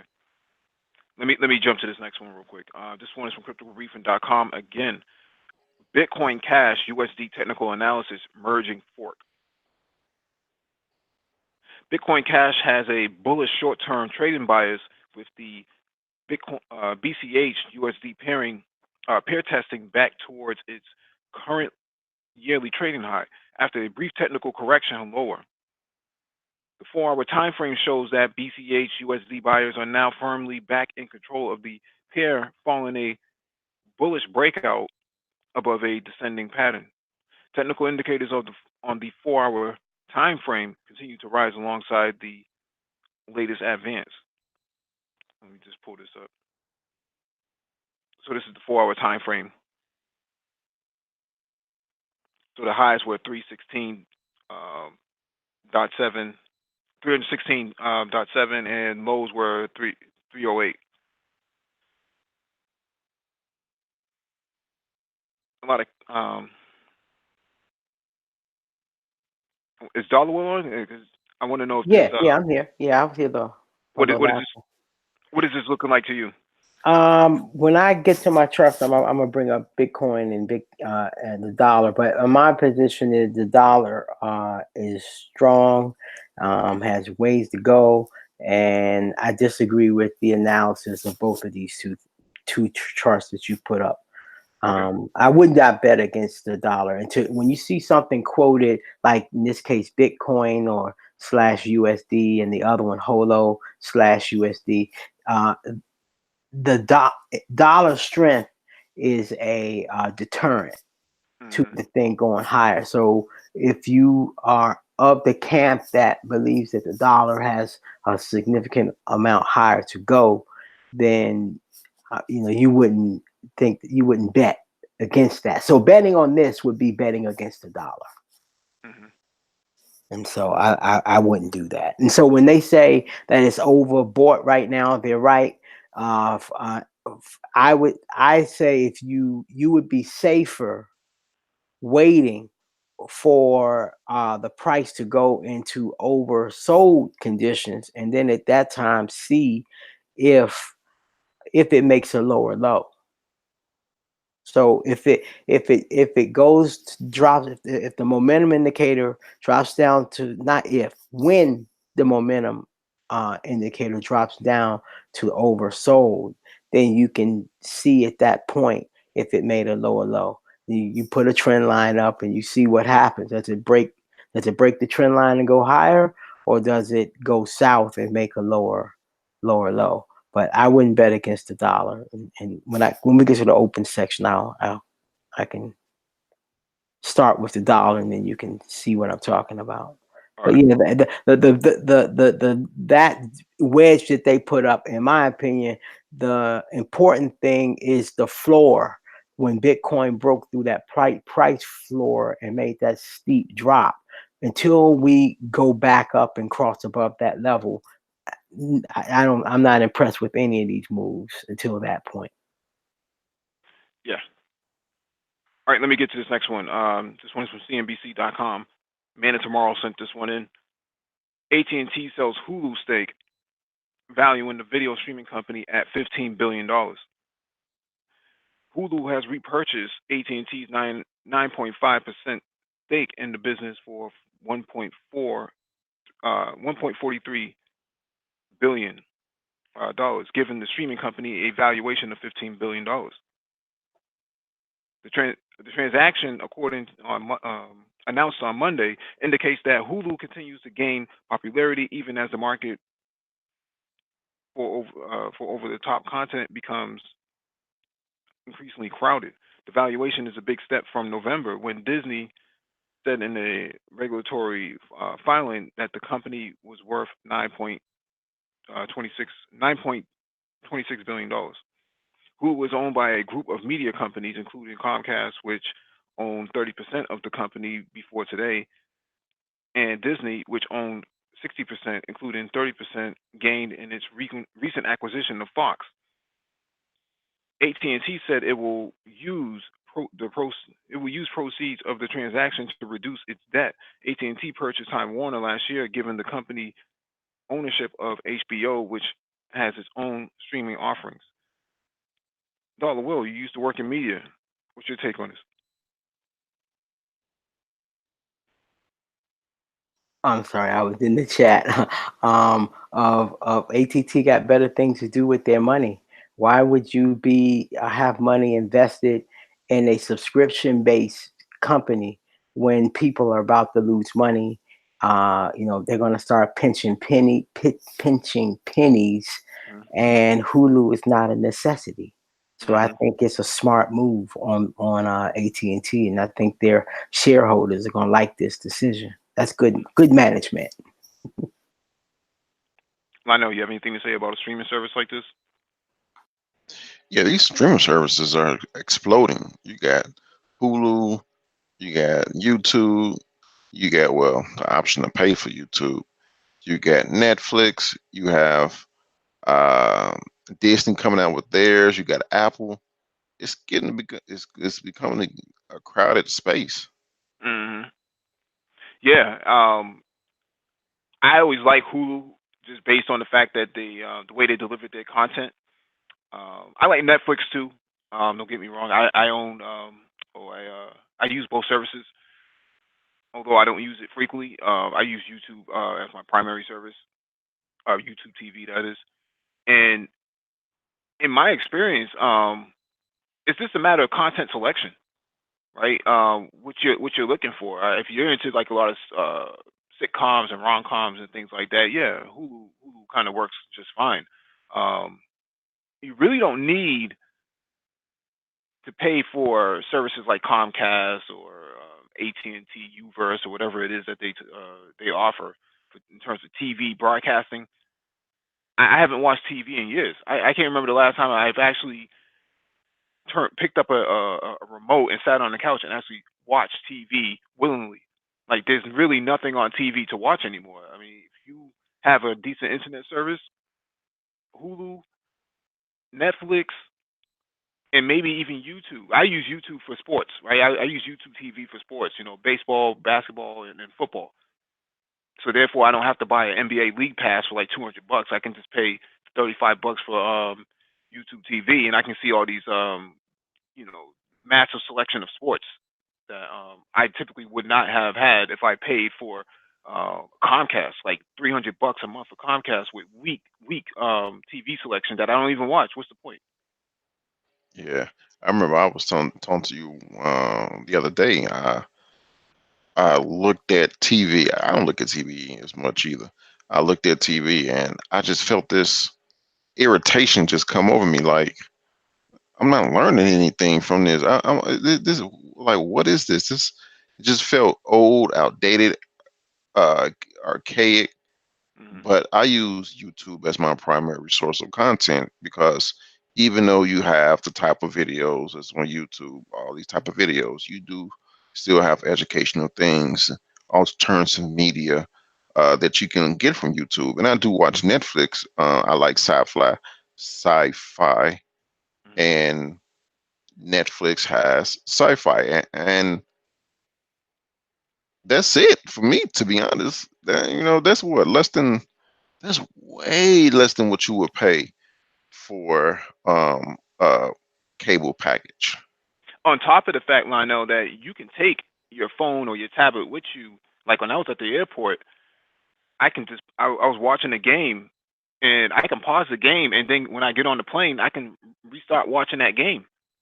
And then when I got back to the hotel, I was able to watch the game again.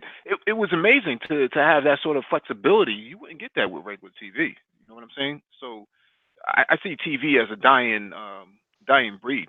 Yeah, and then as you say that with them coming out with these manufacturing these nice little, well, not big, well, little they're big foldable type TVs. It's like, okay,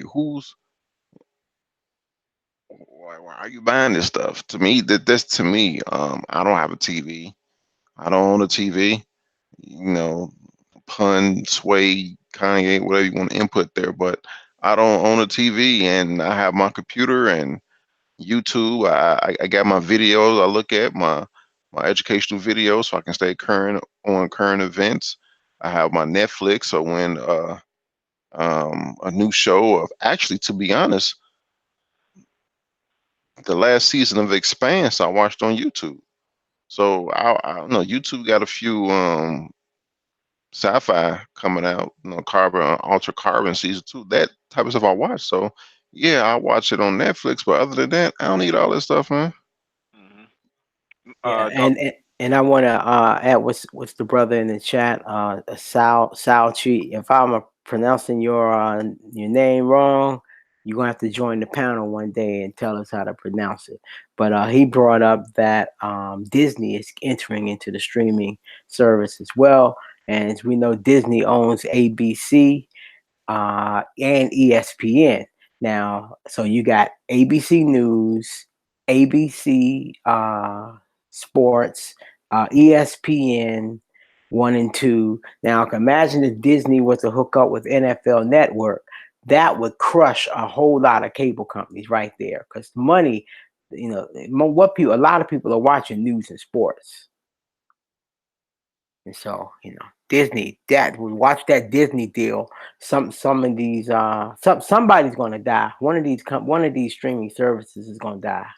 Hmm. It has to be out now. Hulu, man, I don't know because oof, I don't think it's gonna be YouTube because YouTube TV you can get ABC, your local news, all that good stuff on YouTube TV.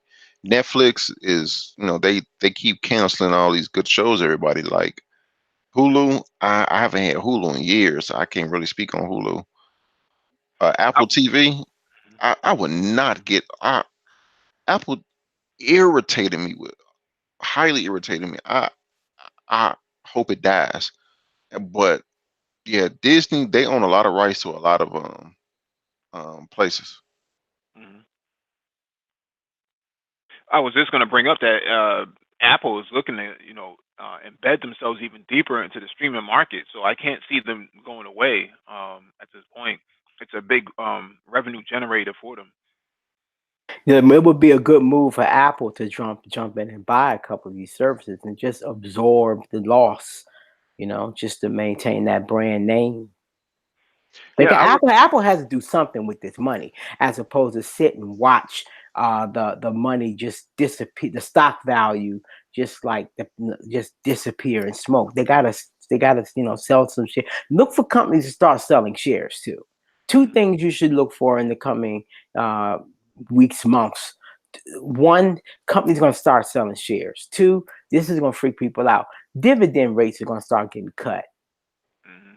Oh I, no, don't say that. Yeah. I yeah, I also see that Pluto TV, Pluto TV is actually very emerging as well. Something that is radically different. It's free TV for your phone. So Yeah, Apple is a social justice warrior platform. really, Yeah. Oh no, man.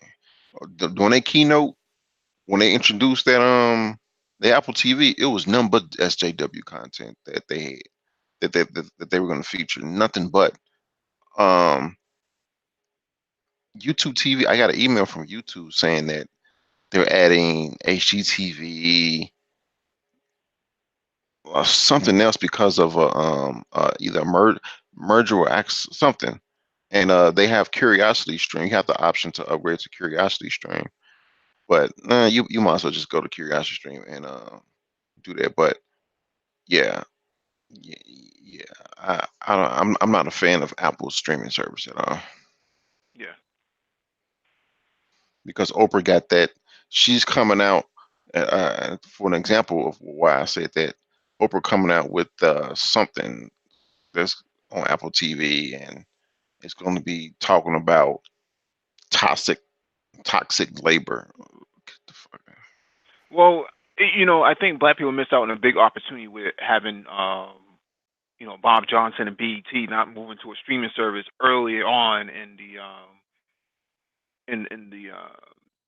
emergence of next generation platforms like the iPhone and the iPad, and not just deconstructing that old legacy platform that they were broadcasted from. Just moving strictly to online. An online venture would have been key, to stabilizing the brand. Whether Bob Johnson wanted to keep it or not is relevant to what I'm saying, but I'm just saying that in order to preserve the content and the culture itself, that would have been the move, and they could have destroyed YouTube.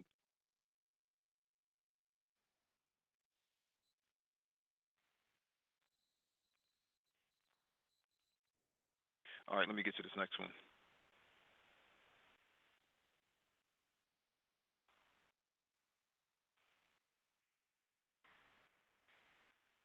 All right, this next one is from seekingalpha.com. Rentals versus REITs. What's the best way to invest in real estate? A practical case study. What's your Warning, idea? warning, this is long. Don't read all. May not want to read all of it. I think if I remember, it was long. Yeah, I know. I see it. What's your idea of a perfect investment? That's a tricky question, but those looking for above average current income along with reasonably good price appreciation prospects over time, and with only modest risk, will certainly want to consider apartment communities, office and industrial buildings, shopping centers, and other similar real estate investments. About 90% of millionaires credit real estate as a major contributor to their net worth. Therefore, therefore, most investors understand they use that they should invest in real estate, whether it is for high current income, long-term appreciation, inflation protection, or diversification. The more difficult question to answer is how to invest in real estate. When looking at all of the different possibilities, most investors consider two main options: invest in rental properties, and option two, invest in publicly traded REITs. We think about this. I'm sorry. The What was first, that? First off, let me start by saying that I do not take this topic lightly. I have literally spent years studying it to determine which one is the better approach, combining practical experience in the private equity field and academic research at two universities. This is not an either or question, and different investors can come to different conclusions based on their personal situation. However, my conclusion is that REITs are superior investments for the great majority of investors for five main reasons. One, high return, higher total returns on average. Two, truly passive income. Three, liquidity and transaction costs. Four, diversification and versus concentration. And five, personal liability. So, Dollar Will, you sent this one in. What's your take on this? Yeah, I sent this because my best friend is him and his wife. They're flippers, and he I got got into an argument because they went to some one of these courses and somebody you know told them some line about most of the millionaires own real estate. I'm like, yeah, but they didn't tell you how they own real estate, and they weren't saying that they don't all also own stocks. So we got into this stocks versus real estate debate, and I was telling him it's really not an either or thing because stocks include real estate in the form of REITs. So you and your wife, instead of you spending every weekend updating bathrooms and kitchens and arguing with contractors, you might be, and then complaining about being tired all the time. You might just want to spend the $9 commission and buy a REIT and not touch a hammer or a nail. Hmm. So and then just the all of the YouTube videos that we have about home flipping, and there are people that are determined to be in real estate right now when all the signs are saying get out. I sent this article ahead to put a bug in their ear that if they're so determined to be in real estate right now, consider investing in a REIT so that when the chart starts looking nasty and if you want to get out, you can get out with one click of a button and a very small commission of maybe $8 or $6 or however much your broker charges. If you have a house or rental property and you want to sell it, you can't sell it that fast. And the commission will cost you a whole lot more. Mm. So Yeah. Oh, yeah, my bad. My bad. that's all. Go ahead, Lionel. Yeah. Physical real estate is a liquid market, meaning, like you just said, you can't simply exit out of it within a day or within an hour. REITs, you know me, I'm a dividend investor. REITs, when I learned about dividends, I learned about REITs, real estate investment trusts, and some pay monthly, some pay quarterly, some pay annually, so forth. But yes, as a dividend investor and other dividend investors, we know that REITs are an integral part of balancing your dividend incomes, because when you purchase that REIT that pays every month, you can pad some other months of these dividends that pay quarterly. So with REITs, I agree with you. It's not this or that. It's both. If you want to do both, REITs is another way to invest, because not only do they invest, you got a corporate REITs, you got um Publicly traded. yeah, right, public, you got all these other REITs out here that you can invest in and they pay dividends. To me, to me that's that's a win-win. But when people, this what I learned from this channel and from you, Dollar Well, when people say it's either this or that, then they lose out on diversifying themselves. Just like when people talk about gold and Bitcoin, and they say, well, Bitcoin is gold 2.0, so why would you invest in gold? Well, it's not or either or thing. It's not this or that. It can be both. Why limit yourself? Why have that? one road mind frame when both are vehicles for you to invest in and to gain money. Why would you even leave money on the table like that? So I agree with you and what you said. Now, Yeah, but wasn't there a brother that went by the name of James Morrison that had a Tulsa, Oklahoma Yeah, the REIT? Tulsa, Oklahoma real estate investment. Yeah, he still has that.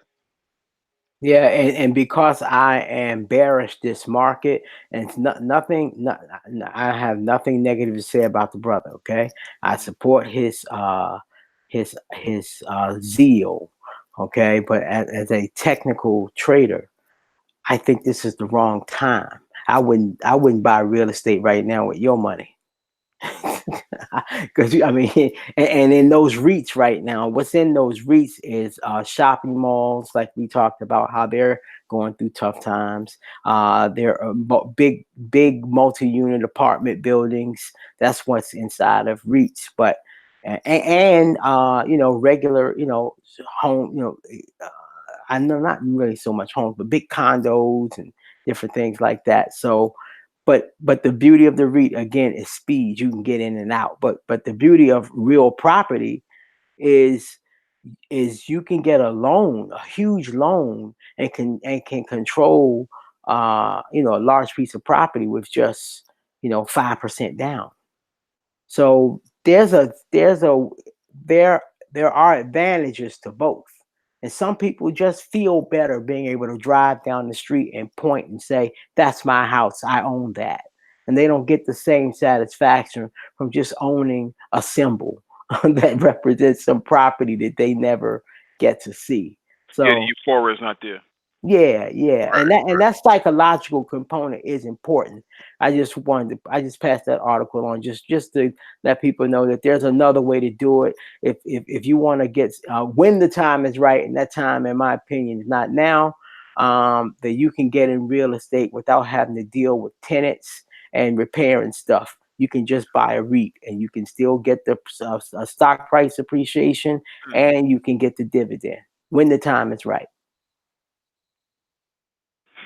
Roderick, Roderick Hayes. I'm not gonna repeat what he said, but check the chat. It's really funny. Anyways, this next one is from INC.com. More than 30 million Americans are underbanked. This Mississippi millennial is trying to change that.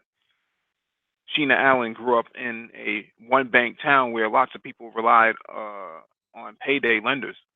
She she's building her company to help with those she grew up with. It's her sister. You need to make you need money to make money or to bank money, even in the increasingly high tech world. Lower income people, immigrants, and young people without credit histories are some of the nearly 32.6 million American households the FDIC considers unbanked or underbanked, living without adequate access to traditional financial services. The 30-year-old Sheena Allen grew up in one such enclave outside of Jackson, Mississippi. Her hometown of Terry, her hometown of Terry had cows and horses, but only one small bank. Quote, most people in my area cash their checks at the grocery store and use payday lenders and other often predatory financial providers, Allen recalls. We lived the problem, so let's be the solution. After spending most of 2016 researching the financial industry, she came up with her solution, Capway, a social fintech app maker that Allen wants to use to provide better financial services to the kinds of people she grew up with. Currently, Capway can show you can show your bank account balance and transaction information, and it also warns you if a monthly Netflix or Spotify withdrawal is about to drain your account. It's a humble effort compared with the many uh, banking apps available, but Allen is betting that her tech will reach the people who don't have access to and thus wouldn't use the offerings of bigger banks. She raised an early $25,000 from Backstage Capital founder Arlen Hamilton, a fellow Mississippi native who raves about Allen's grit, determination, and conviction, and has connected Allen with the investors who are leading Capway's next next fundraising round. She could be underestimated when she walks into the room. She's a Southern belle, but she's reliable and knows what's happening in the real world, says Hamilton, who recently stepped down from running many of her fund's day-to-day operations. It's so expensive to be poor. Capway is still pretty early. It's still pretty early stage, though it's launching a debit card this spring with smartphone-enabled microloans coming later this year. Don't have enough in your account to cover this month's Netflix charge? Capway can spot you $25 for a fee. Allen admits she's still figuring out her company's revenue model, which so far involves a combination of payments from colleges that use Capway's financial education materials and fees from customers using its debit and loan products. This can be a this can be the trickiest part of providing non-predatory financial products to lower-income people who often get gouged by fees. But financial industry watchers praise what Allen's accomplished so far. So, anybody have any comments on this? This beautiful sister putting in work like this.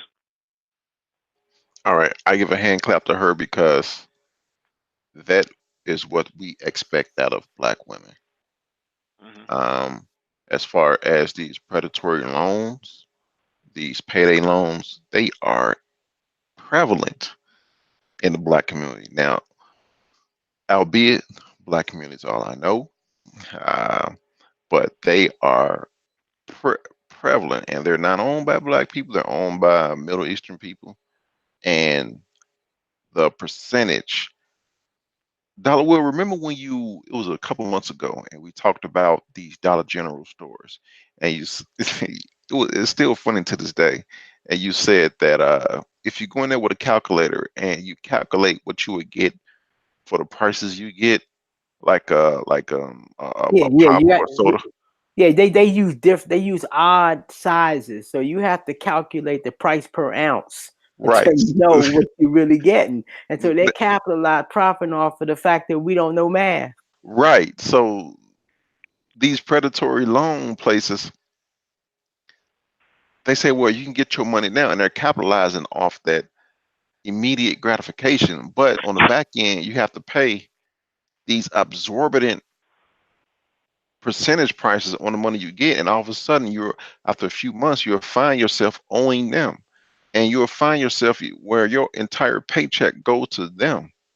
Hmm. So I say kudos to her. And as a matter of fact, she is absolutely gorgeous. No doubt about that. Yes. So gotta establish that. Smart and beautiful. There you go. I wanted to put her picture up on the Look, man, any excuse will do. yeah. What I like about this is that Oh, she's besides your picture. no. The picture is nice, but that's my son's class, not mine. But what I like about her is that she saw the need and filled it instead of talking about it. Black people, let's take the hair salons for instance. There's a need for it. But the same black women, they might have a hair salon and they won't start out in that hair salon, started building a business out of it. They Hmm. can start by mixing their own, mix and matching, and they find something that their customers like and put their name on it, brand it, start selling it in their salon, expand their salon to get to the size of the Chinese or Lebanese hair product store. Hmm. And this woman here see a need and she's growing it. She started out small and started growing it, which is better than talking. You see what I'm saying? And I Hmm. like that. I love that. Hey, Super Triz in the chat has a question. Anyone ever heard of the Earning app? What's going on, Super Triz? Yeah, Yeah, I heard of it. I haven't heard of it. I haven't heard of it. You want to give a synopsis on it? Yeah, it's an app where, from my understanding, if you they link to your bank account. And when you get paid, whatever you if you need if you $50 short here or a couple dollars short there, they'll front you the money. But once you get paid, that whatever money you borrow immediately goes to them. Okay. So you don't have to go through the going to these brick and mortar payday loan stores and filling out this information. They already linked to your bank account. So and they know you get paid. They know you have a job, and they automatically get paid once, well, for whatever you took out once you get paid. That's my understanding of it. Sounds like an interesting service. Yeah, that's what it says. I just looked at the link, and that's what it says. Doesn't charge you the exorbitant fees. Whereas you go payday loan, you borrow $100 and you pay $50 and 100. they charge says they charge $0 to $14, which is Hmm. very much better.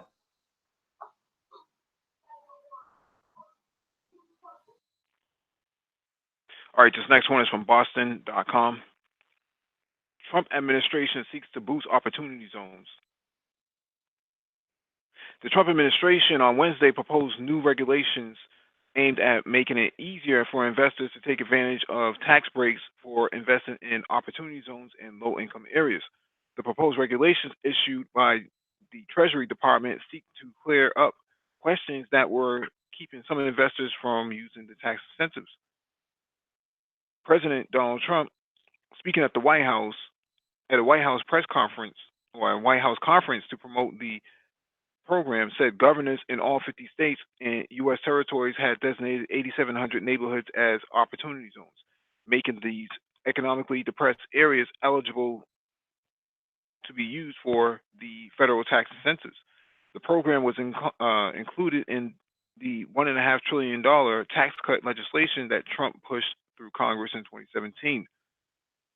The new opportunity zones were set up to enable private investors to reinvest profits into designated areas.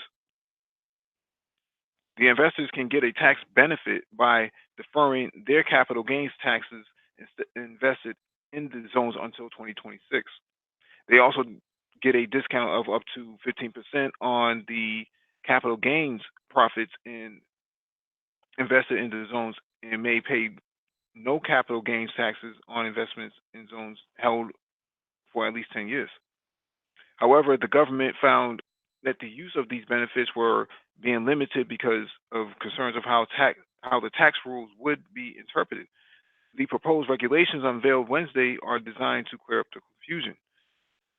Trump said that Trump said the tax had been lowered all the way down to a very big, fat, beautiful number of zero. Industry analysts said the new rules should help generate increased interest in the program. Governors were allowed to choose up to a quarter of their state's low income census tracts as opportunity zones.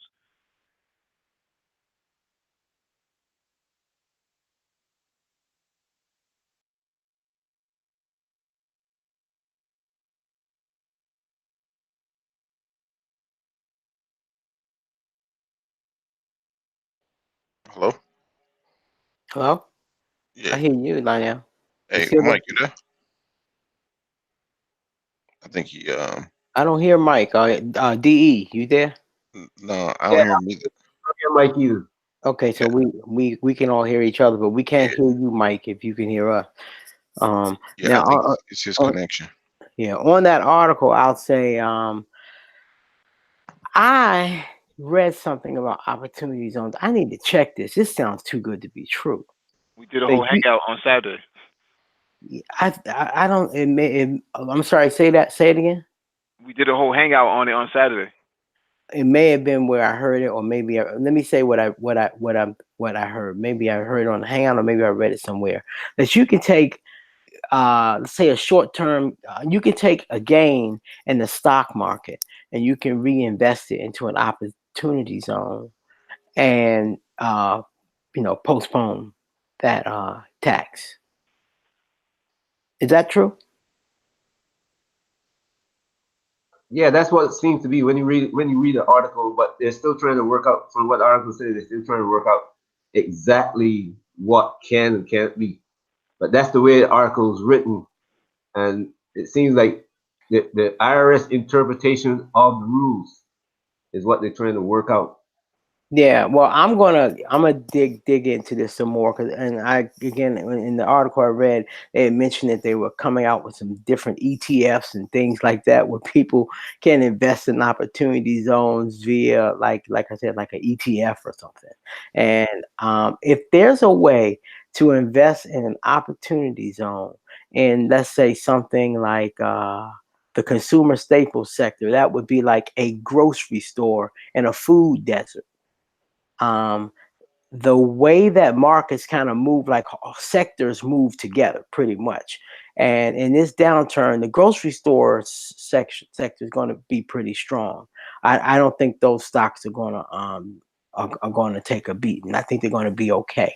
And so that might be one, a way to defer taxes and uh, make a smart investment in something that's where you're going to get some actual price appreciation. Because if you're investing in the opportunity zone and you lose money, who cares about the tax deferment? Hmm. It's got to be a good investment that makes money. And again, I'm talking making money. I don't mix my social justice. I'm a social justice warrior, but I do not mix those interests with making money.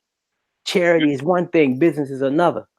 Actually, social justice now is talked about as social enterprising. So that's the capitalist aspect of social justice now. Well, there's one thing to invest in something because it feels a need. You're supporting something that's needed for the people, but that supplying that need may not be profitable. It might be a good idea, but it might not make money. So what we were referring to earlier, you said there something like an ETF. It's actually called a qualified opportunity zone fund. We covered that on Saturday. Okay. You can check the hangout then. Um, Basically, what a qualified opportunity zone fund is a qualified. It's an investment vehicle like an ETF. Okay. I think I did hear that on the show. Okay, I'm gonna go listen to that again. So that goes Okay. into property and other things. And Right, right. That's what I want to know. Yeah, what's in it? And so I guess I would have to do research and find out what types of businesses are in the fund. And then, if it's got the weighting that's acceptable to me, then I can decide if I want to invest in it. mhm. Right. Well, what I was just going to say was that um, about the social enterprise. We talked about all this on Saturday, so I'm just kind of recapping that. There's money on the table available for social enterprises or for investing into these opportunity zones, and social enterprises are paired in with opportunity zones because social enterprises for profit can actually be leveraged to create jobs in your neighborhood. We covered, I think there's something like $500 billion in revenue from social enterprises, and just in the United States alone, I think it makes up like 1% or 2% of U.S. GDP, gross domestic product. So there's a lot of opportunities that's going to come out of this if we were organized in that fashion to actually take advantage of it. So you can actually hire a lot of people to fix things in your neighborhood. We talked about this on Saturday, so I'm just reiterating what I said before.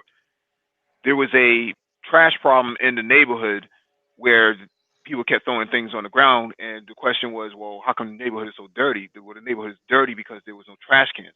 So the city put some cheap trash cans out there, but the trash cans were overfilling. So in that they were overfilling, they were only getting picked up twice a week, but they were getting filled up every single day. So trash was still falling on the ground. So the question was, well, how do you better assess this?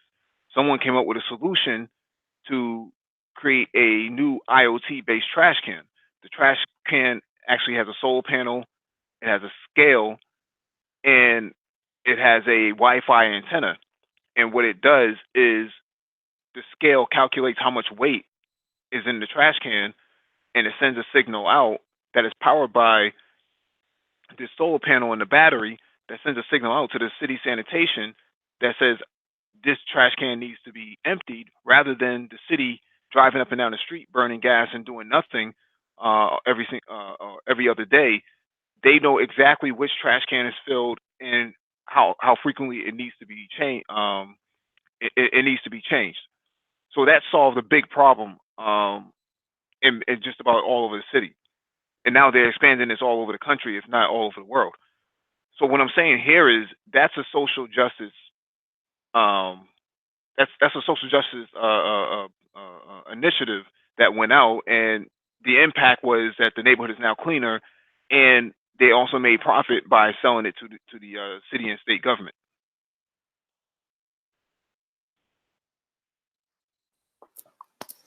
Great. Thanks. Thanks for the explanation. Yep.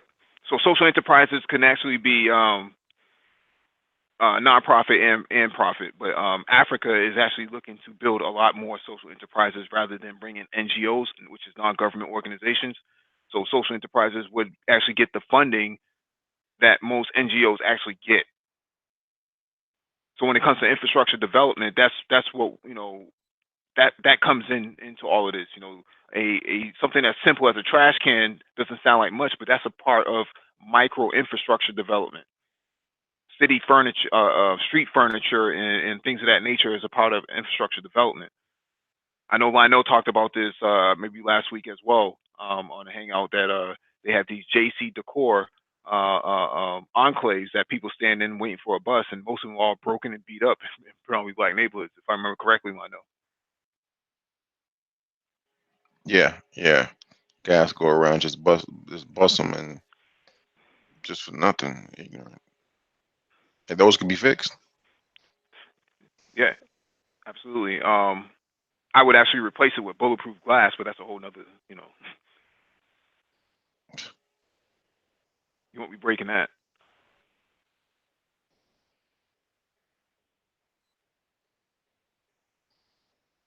So, We Dollar are, Will, if you want to pull up your chart, you can go right ahead.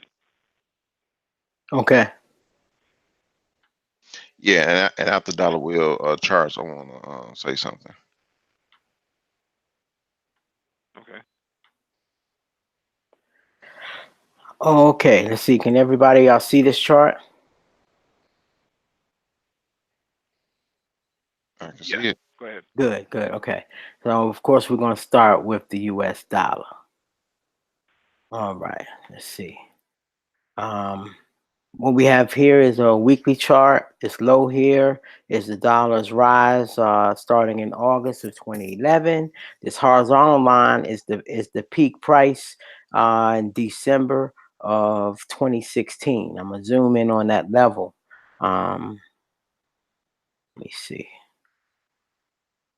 And let me see, at the bottom we got the stochastic, and the orange line is the fast line in this pair, and so that tells you where the momentum direction is. So the fast line, I'm sorry, the momentum indicator did a crossover to reverse its course from being negative to now going north.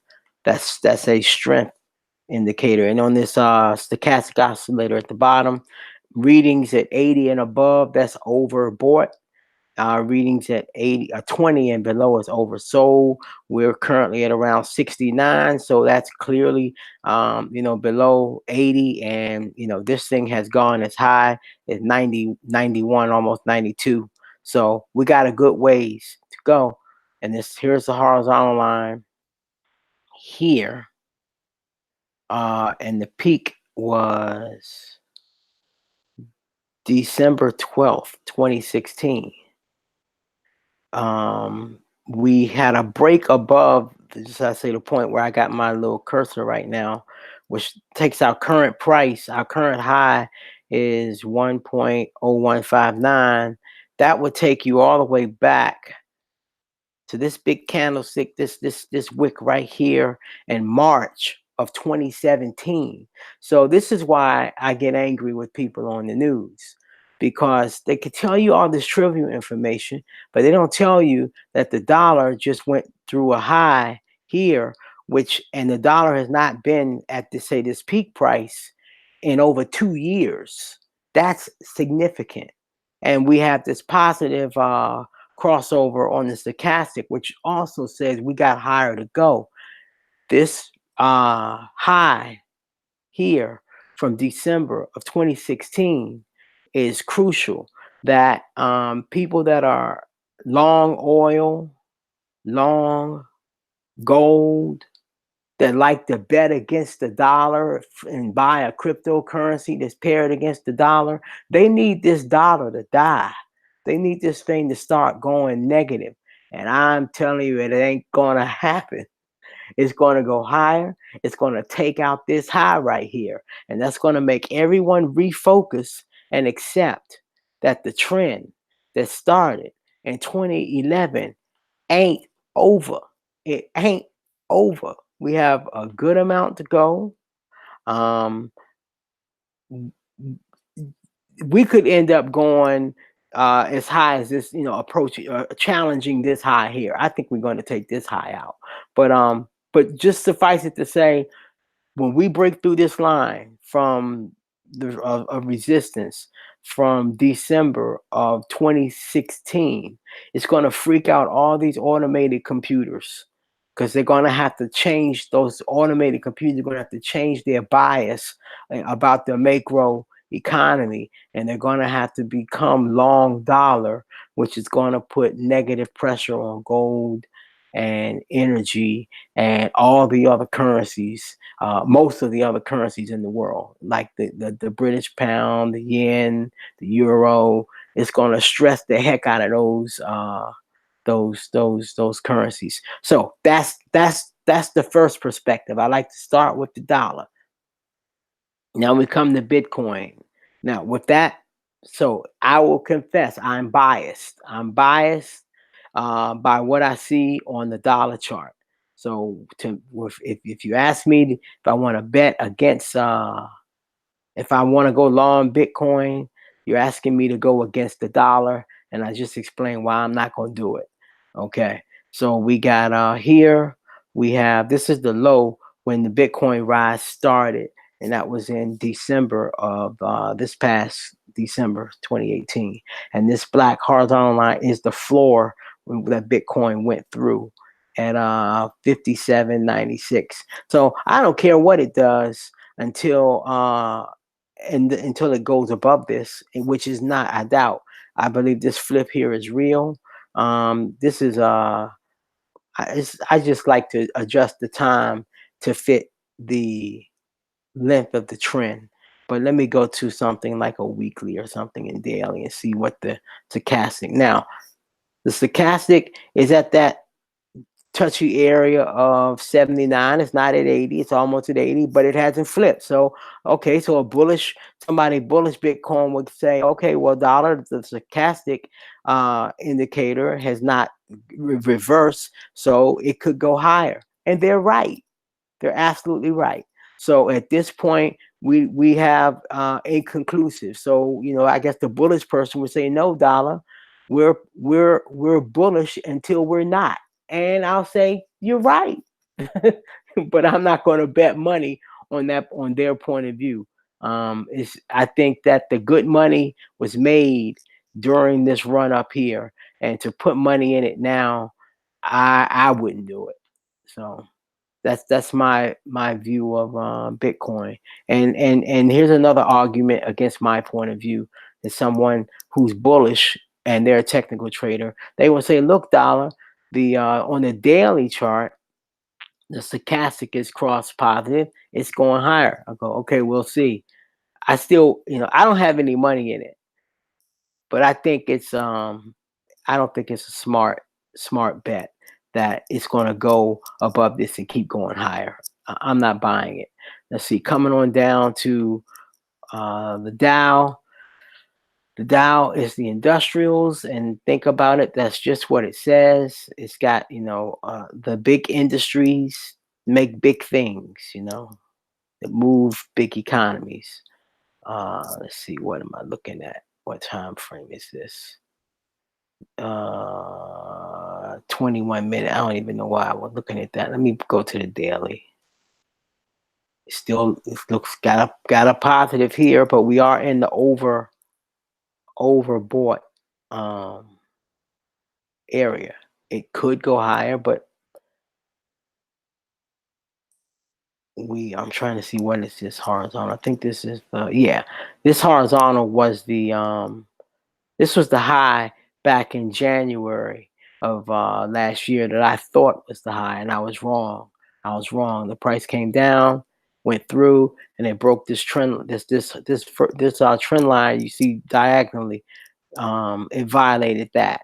So now here's why I say screw all of that, because I'm going by this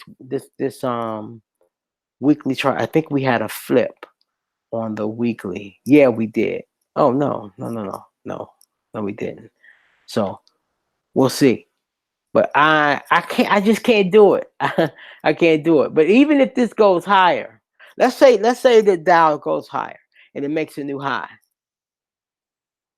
In order for me to flip and become bullish, what would have to happen for me to become bullish is prices oscillate. That's just what they do. So meaning we go from oversold to overbought, oversold, overbought. I would have to have this oscillator come back down. Let's say if it's shot way up to here, I still won't chase.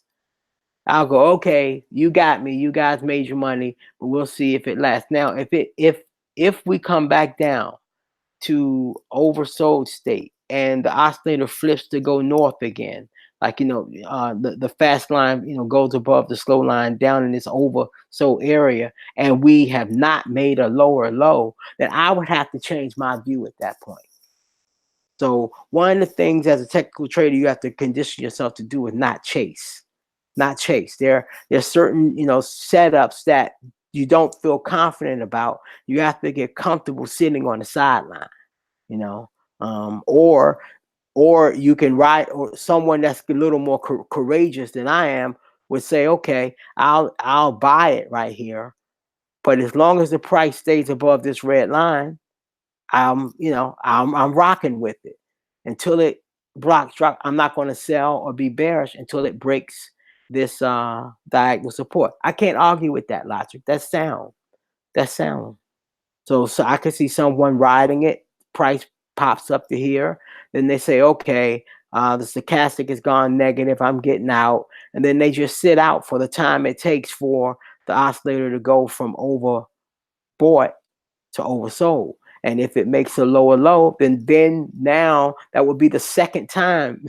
Well, actually, it wouldn't be. If we made a higher high, then a higher high would invalidate the fact that we made a lower low right here. This was the previous low, and we came and made a lower low. So making a higher high here would invalidate this move, this negative move. So that's why. So you better bet it. All these computers are looking to see if we take out this high, because then everybody, we're going to have a retrace at that point. And then the question will be, do we make a lower low? And then if it does, we're going to be back through this whole dance again. Okay. It can make a low. It can come back up and test it again. Maybe that time it'll fail. But in between those periods, you get long runs. I mean, December to now, what's that? 5 months, 4 months, January, February, March, April, 4 months. So in between this, you got 4 months made money, hit the high, broke the trend line.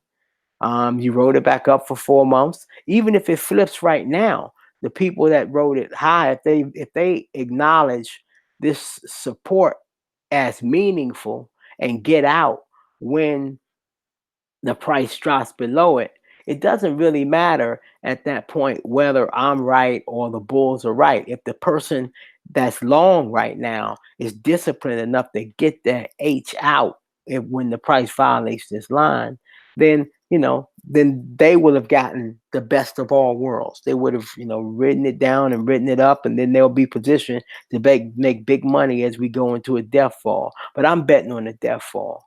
All right, now S&P 500 is a little contradictory. This is what confused me, because got these two charts confused.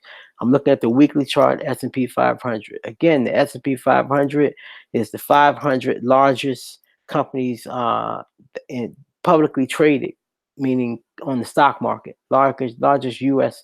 companies that's traded in the stock market. This stochastic has flipped. Let me show you.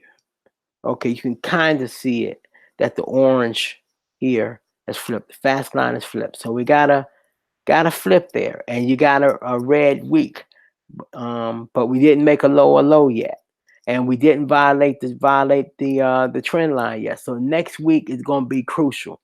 Okay, but it's tough to reverse a crossover on this stochastic on a weekly chart. I place the longer the time frame, the more significant these crossovers mean. Okay, you can get a stochastic crossover on the daggone daily chart every week, but to really get a sense of the trend, you have to look at the weekly chart, the monthly chart, and on this site, bar chart, they give you quarterly charts, which I like. Now, what I like about the timing of this particular stochastic with the price action here is when the stochastic crossed here, it wasn't, it was not too far wrong. It just crossed right here. And so look at the stochastic here and look at the price. So it wasn't too far off. And then it died. And you see it right down here where the orange crossed above the blue on the which was signaling that we would go higher. And the price pretty much did what it said. So the stochastic was right here in calling the decline. The stochastic was right here in calling the rise. And we just got to flip this week where the stochastic says we're going lower. And I'm not betting against it. Okay, so I don't care about the little rise. So the fact that on the Dow Jones this is higher, you got to pick a struggle. I'm going with this one. Maybe it's because my mind is already biased that way. It could be. But if the price breaks this support, it won't matter. This is the S&P. On the Dow, if the price breaks this price support, none of that's gonna matter. Yeah, everybody's gonna have to recognize that we could be in the big decline, and it won't be very smart to hodl. Hodling would be the craziest thing you could do. When if you want to be long, why not just get out and wait for it to go north again. Now, this is just my opinion. I am not a financial advisor. And what is that site, Lionel, where people can go and get a financial advisor? CFP.net. There you go. CFP.net. Yeah, just take this. I'm just a YouTuber sharing my own opinion, and it's just entertainment. That's all. Just entertainment. Okay. Let's see. I got the Dow, got the Bitcoin. I think that's it. Unless you guys had something in particular. No. Actually, yeah. We Mhm. want to look at Bitcoin Cash. Okay. Let me see. The ability to pull that up. Let me see how you do that. What is Bitcoin Cash? And that's not Bitcoin dollar. No, BCH. Something distinct from Bitcoin dollar. BCH. Okay, I'm looking in this list here to see if it's nope. Okay, BCH. Beta Coon Hash. I like that. That's a good one. There you go, Bitcoin Cash. All right, I never looked at this one. Mm-hmm. Okay, now is this the big decline from? This was May of 2018. So is that the big dip? Let's see. Nope, that's the big dip. The big mother. Okay. Whoa, man. Am I seeing things?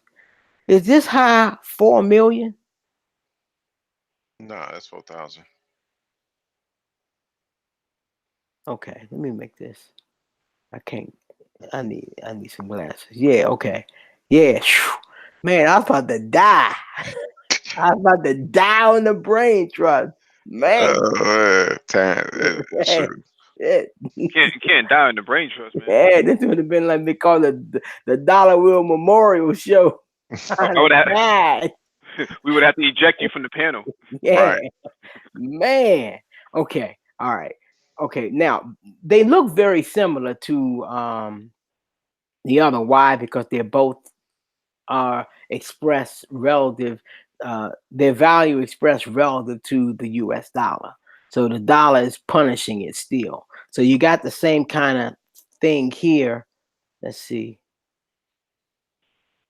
Dollar died right here, and you had a low. I like to do this. All right. So this was price support. It fell through. We're retesting it. Now this happened to bring a volume up. There's a lot of technical traders use volume. It's very informative, and this volume here is actually supporting my view. It's showing you we have what's called divergence right here, where the price is I can't really say it's going higher. It's not much of a divergence. The price is more or less going sideways because the peak was right here, and the price is holding, but the lower bars is telling you that there are fewer people participating in the trade, less money going in to support this trade. So if the money, unless more money comes in to this market as in this area of support, prior support, this price is going to have to fall. Only thing that can make this thing go higher, it would need some more money to come in. And these smaller bars is telling, and this is a weekly chart. Okay, so this is a Friday, so this is a full week here. So we can see relative to last week that it's almost half.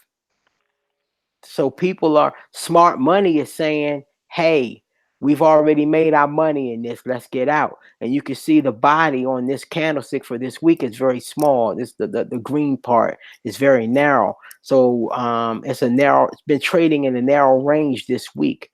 So, now the optimist would say, well, the price didn't fall, you know, but this volume says the market's not supporting it as so as these weeks over the span of a month, these are 4 candlesticks, each bar represents a week. So over the span of the last 4 weeks, people have been running out of the daggone trade. So when something like this falls and a fundamental person blames it on some comment that was made, that's humorous to me. When you can look at the volume graph and see that people have been running out of this thing for a month. But like I like to use the analogy of the auction. Auctions start out with a whole lot of people bidding on an item, and at the end, you got 2 idiots in a pissing contest bidding the price higher than all the reasonable people have decided, that they wouldn't pay. So you got one rich guy don't want to lose to another rich guy, and they bid the thing up to a ridiculous price. And that's where we are right now. And when these 2 idiots stop betting on the price of Bitcoin or Bitcoin Cash, there won't be the consensus in the market is not going to support this price until it falls to a level that where the volume can catch it. This is not encouraging. So I say if I had made the money in Bitcoin Cash or Bitcoin dollar, the other one, BCB, that the other one, I PCA. would take my money. I would take my money. Sit down. I'd go somewhere and sit down. Lionel, do you know of any events that triggered Bitcoin Cash to act like this? It it went up or down. Well, It's been holding pretty much for the last month. It's not going down, but the volume is going down, which is a good thing for the bulls. The bulls would say, "Hey, that's positive." well, okay, because the only thing I know that happened, one of the developers put the WikiLeaks files on a Bitcoin Cash blockchain. Okay. That's the only thing I know of. Typically, Bitcoin Cash kind of follows the trends of Bitcoin itself, though, right? Somewhat, somewhat, not 1-to-1, but somewhat. But that's the This is only thing that I know that happened. this is what I would look at if I was in this. You got the low here on this negative day, and then you got the high here when the price broke above this prior high. So I would just imagine this is like a desert. You know, if the price fell below this desert right here, I'd get out. I'd get out because it's supposed to continue into strength and not like prior resistance should become support, meaning this high was resistance. The price banged through it. Any retrace, this ceiling is supposed to become the floor. If it doesn't, if the price goes through this floor, which is below this peak, I I would run. Just as if the price pops through this ceiling, that would concern me. But I told you my approach. I'll wait for the price to my oscillator to come back down into overbought territory, and I'll assess if we've made a lower low or not, and then I would try to pick an entry. Mm. So so that takes a long time as a technical trader to train yourself to watch a trade and not be a part of it. Because I watched Bitcoin going up to the stratosphere and my discipline kicked in. I said, okay, dollar, you missed this trade, but you will have another chance another day. Don't chase it. Can I segue on what you just said, Dollar Will? Yes, go for it. Or do you have any other No, no, no. I only have whatever y'all call out for me to bring up on the thing. I'm done with what I want. okay. Only by request from you now. Did anybody want in on go over anything else? No, I think you have the floor. So Okay, Okay. I'll stop the share. Now, Dollar Will, repeat the last things you just said when you said your My discipline, my trading, my discipline kicked in to tell me not to chase that trade. and Because then when you're a trader and you're looking at the whole market as opposed to being obsessed with one thing. When I was on YouTube for over a year and I never talked about trading, I was dealing with the effery that we talk about in the manosphere. And to be frank about it, Angry Man challenged me one day because he said, well, you don't have no videos on your channel and you talking all this stuff, and it pissed me off. That's what did it. I'm like, who the hell is he to tell me what to do? And so I said, he's right. I need to put a few videos up. So there you go. But so I said I wanted to take on people with this Bitcoin mania, and I wanted to try to see if I could get you to transfer your passion, or not you and you, Lionel, but the people, the public, the manosphere, the turn channel that energy into learning about the market in general, because there's lots of ways to make money trading, and Bitcoin is one of them.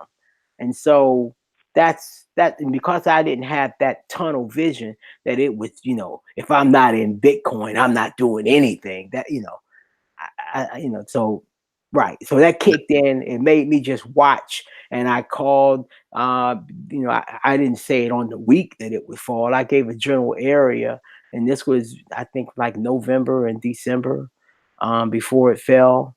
And because you it fell can, December 17th of yeah, 2018, yeah, in that period, I was telling people.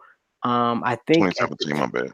I think we were still on BGS channel at the time, Mhm. and I sat over there, and anybody can go and check in that time frame on those Saturday nights. And so if I'm lying, I'm gonna look stupid because you're gonna see it on there. But you'll see that I was saying back then I wouldn't buy it with your money, and this was when it was like 18, 20,000.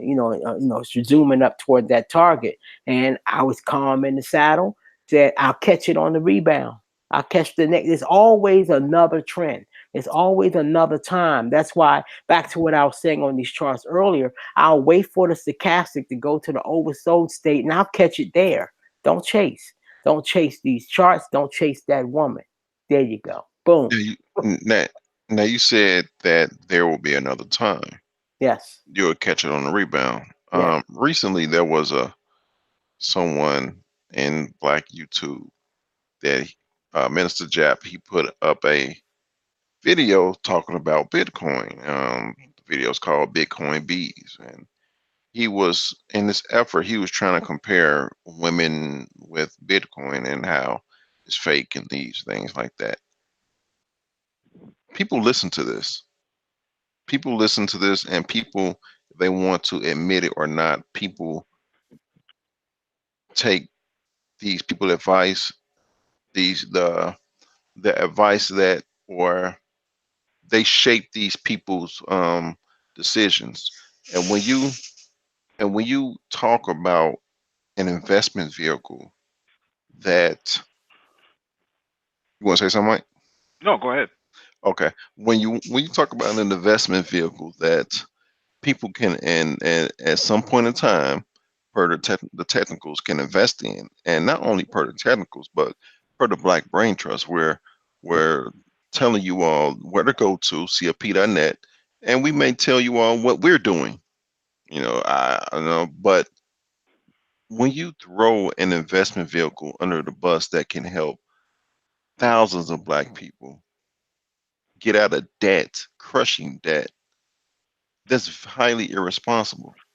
And I read the comments to that video, and these idiotic statements people were saying. One statement was saying, well, when the grid goes down, cryptocurrencies are done. Well, if the grid goes down, you little do people know, you can't even flush your toilet. So these these things that people don't know about, they don't have any intellectual input about, but they're making decisions. They're telling people what to do. We tell you all the time, these big companies such as Fidelity, such as IBM, such as Microsoft, such as Walmart, such as these large Fortune 500 companies, these large trading companies, the large companies that have stock, are not going to get into a asset class or a Ponzi scheme that they don't see has a future potential. And it's very highly dangerous. It's very dangerous for these Black YouTubers, because that's all I know about. Anybody else can do whatever they want to do, but these Black YouTubers telling people not to do this and not to do that, even if it doesn't make you a millionaire, it can get you out of debt. It can pay off a student loan. It can pay off a credit card. It can help you pay back your arrears and child support. It can help you pay off that car loan. That, even if it does those small things, that is a positive, Hmm. and it's highly irresponsible. Yeah, great words. You see this a lot in Black manosphere as well as the Black community. Black community is lacking in sort of these emerging trends, and they tend to project these this sort of ignorance about just about anything. It's not just cryptocurrencies. It's definitely blockchain. It's definitely um, cloud computing and autonomous vehicles and drones and self-driving cars and artificial intelligence, machine learning, deep learning, space and exploration. When I hear things like that, it makes me wonder, what's the alternative that this person is suggesting, um, in terms of going with the not going with the emerging trend of Bitcoin or cryptocurrencies, or what's the alternative to blockchain? What's the alternative to cloud computing? No, I was having a discussion about this before some months ago. I think it was O'Shea's.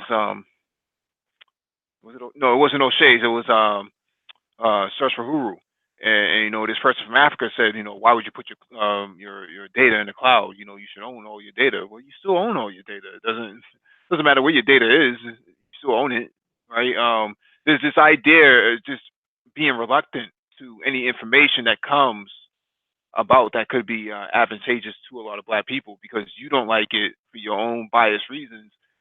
You're now trying to turn everybody else against that very emerging tech because you don't like it. Instead of giving a sufficient reason why you don't like it, you just say, well, you shouldn't buy it because the grid can go down. Even if the grid did go down, you still have cold storage. You still have digital wallets on your phones now. There are multiple places you can keep a digital wallet. You can keep it in warm storage or cold storage. Various ways of mitigating against a disaster has been taken upon it. The whole entire concept of Bitcoin and cryptocurrencies from day one. Yeah, I'll say, like I said earlier, we're risk averse. That comes with being at where we are on the economic scale. We live close to the margin. We don't have much to lose. So we're gun shy. I mean, we're weird, man. We'll take. I don't want to get on that. We'll take a penitentiary chance. We'll take a penitentiary chance before we buy some stock. So one of the things I notice about people is that they tend to, if they feel comfortable in a place, they will want to bring other people into that place with them. They don't feel comfortable being alone. They gotta have somebody to have who want to listen to them. That's the only reason why they do this. And if you notice that the wealthy people will have a house in California, they have a house on the East Coast, they have a house in Switzerland and one in Australia. If any one of those houses burn down, they just move to the next one. These people don't like to. They're not happy when you are diverse, so they have to keep you stuck in the same place that you are. If we are in bondage here in America, then everybody has to be in bondage so that we all party together. That's the way some of these people act. It's a cultural thing, because we have to get. Mike pointed out some information in one of those articles. When you talked about how back when we were talking about the black tax and different stuff like that, we fall in and out of middle class. So we'll go to middle class, and we can drop back down into poverty level or lower income level within our lifetime, or your child can inherit enough resources to put them in middle income level, and then they can mismanage it. We have not had the level of God, can I say it sounds oxymoronic, level of wealth, the level of prosperity that we currently have. We got to realize that it's only been really since the 70s, after we started getting more black mayors that opened up opportunities for us. I have to say this, the so-called beta educated lames open up jobs for us to create jobs for us in federal and state government, and for government set aside programs and all that. It's only because of those situations that we produce this middle class we have.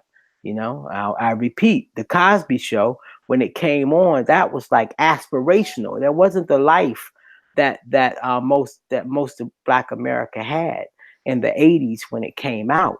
But if you're a millennial or zennial, we created that life for you. We manifested it. So we didn't always have this, and we got to fight to keep it. And I think we'll get better over time. Dollar, one of the things that I don't know if you studied the history of economics, and you see that what happens is that there's this cycle that you have the wealthy people, the powerful people, they keep their money. Most of them. There's only occasionally one of them will lose their money, and normally it's because the others take him out or take her out. But the cycle is that when you will see that, like in 2006, all of these stock market millionaires and housing millionaires were bragging about their money that they made so quickly. And by 2008, they were all unemployed, all their money gone, the jobs that they had were gone, and they're back to being poor. With the only thing they have left, the piece of paper that they got from some college. That's the way the cycle works, and we have to learn to break that cycle. I think we'll get there. I'm optimistic, but you're right. That's how it works. And I'm here to say we have to throw in, you know, learn some fundamental analysis. Okay, fine. Twist my arm, folks. Learn technical analysis. Don't get anything get in the way of learning that. So that way we can stand a chance to keep what we have. On the long stretch of time, owning real estate is a great investment. On the long stretch of time, buying stocks is great investment. But it is absolutely foolish to just buy and hold and not use technical analysis. People say, "Well, you can't time the market." I'm showing you. I'm gonna show you. I'm doing it in real time. Am I? Does that mean I can't call that? I'm not saying I can call it exactly by the day. When you look on the S&P and you look at that price point high that I called in January of 2018, sure, it made another high, but it didn't go much higher. Hmm. It's the same general area. So if you really look back at where we are, and here we are, April of 2019, the market has really been going sideways since January of 2018. Hmm. I would I would say I'm a millennial, and I know the Zennials are coming of age, meaning they're turning 18 soon. They really already, tell you the truth. For our generation, we need to redefine what it means to be middle income, middle class slash middle class. And once you get to that level, what you need to do, the steps you need to take to ensure that you don't drop back down, and the steps you need to take to build a floor to make sure if something happens to you, you lose your job, physical incapacity, that you'll fall on that floor that prevents you from dropping down to the lower income levels again. And on top of that, also the steps you need to take to ensure that you keep climbing, you keep going up that social stratosphere, and you have things in place that will allow you to transfer your wealth on to your next generation, instead of, once we get to the middle income slash middle class, we buy a Cadillac. Once we reach to that pay structure, we buy this, we buy more furniture, we get our kitchen done, we get our bathroom done, we buy a bigger house, we travel. A lot of the things that we know of what to do now involve spending money and not investing money. I tell you, I think the Zennials are in a perfect spot because we're getting ready. If we technical traders that take a long view, like a century view, if we're right about this decline, this is going to be terrible. No one alive has experienced what we're about to experience. I mean, presumably all those people that were trading in the time of the quote Great Depression, presumably they're all dead. Okay, so a Zennial is experiencing this, and they're in their 20s. So as bad as it's going to be, and it might only take say 3 years from peak to trough. it'll be all over with, and they'll be sitting at the bottom of the best opportunity in 100 years. They'll dust themselves off, and they'll be in like prime,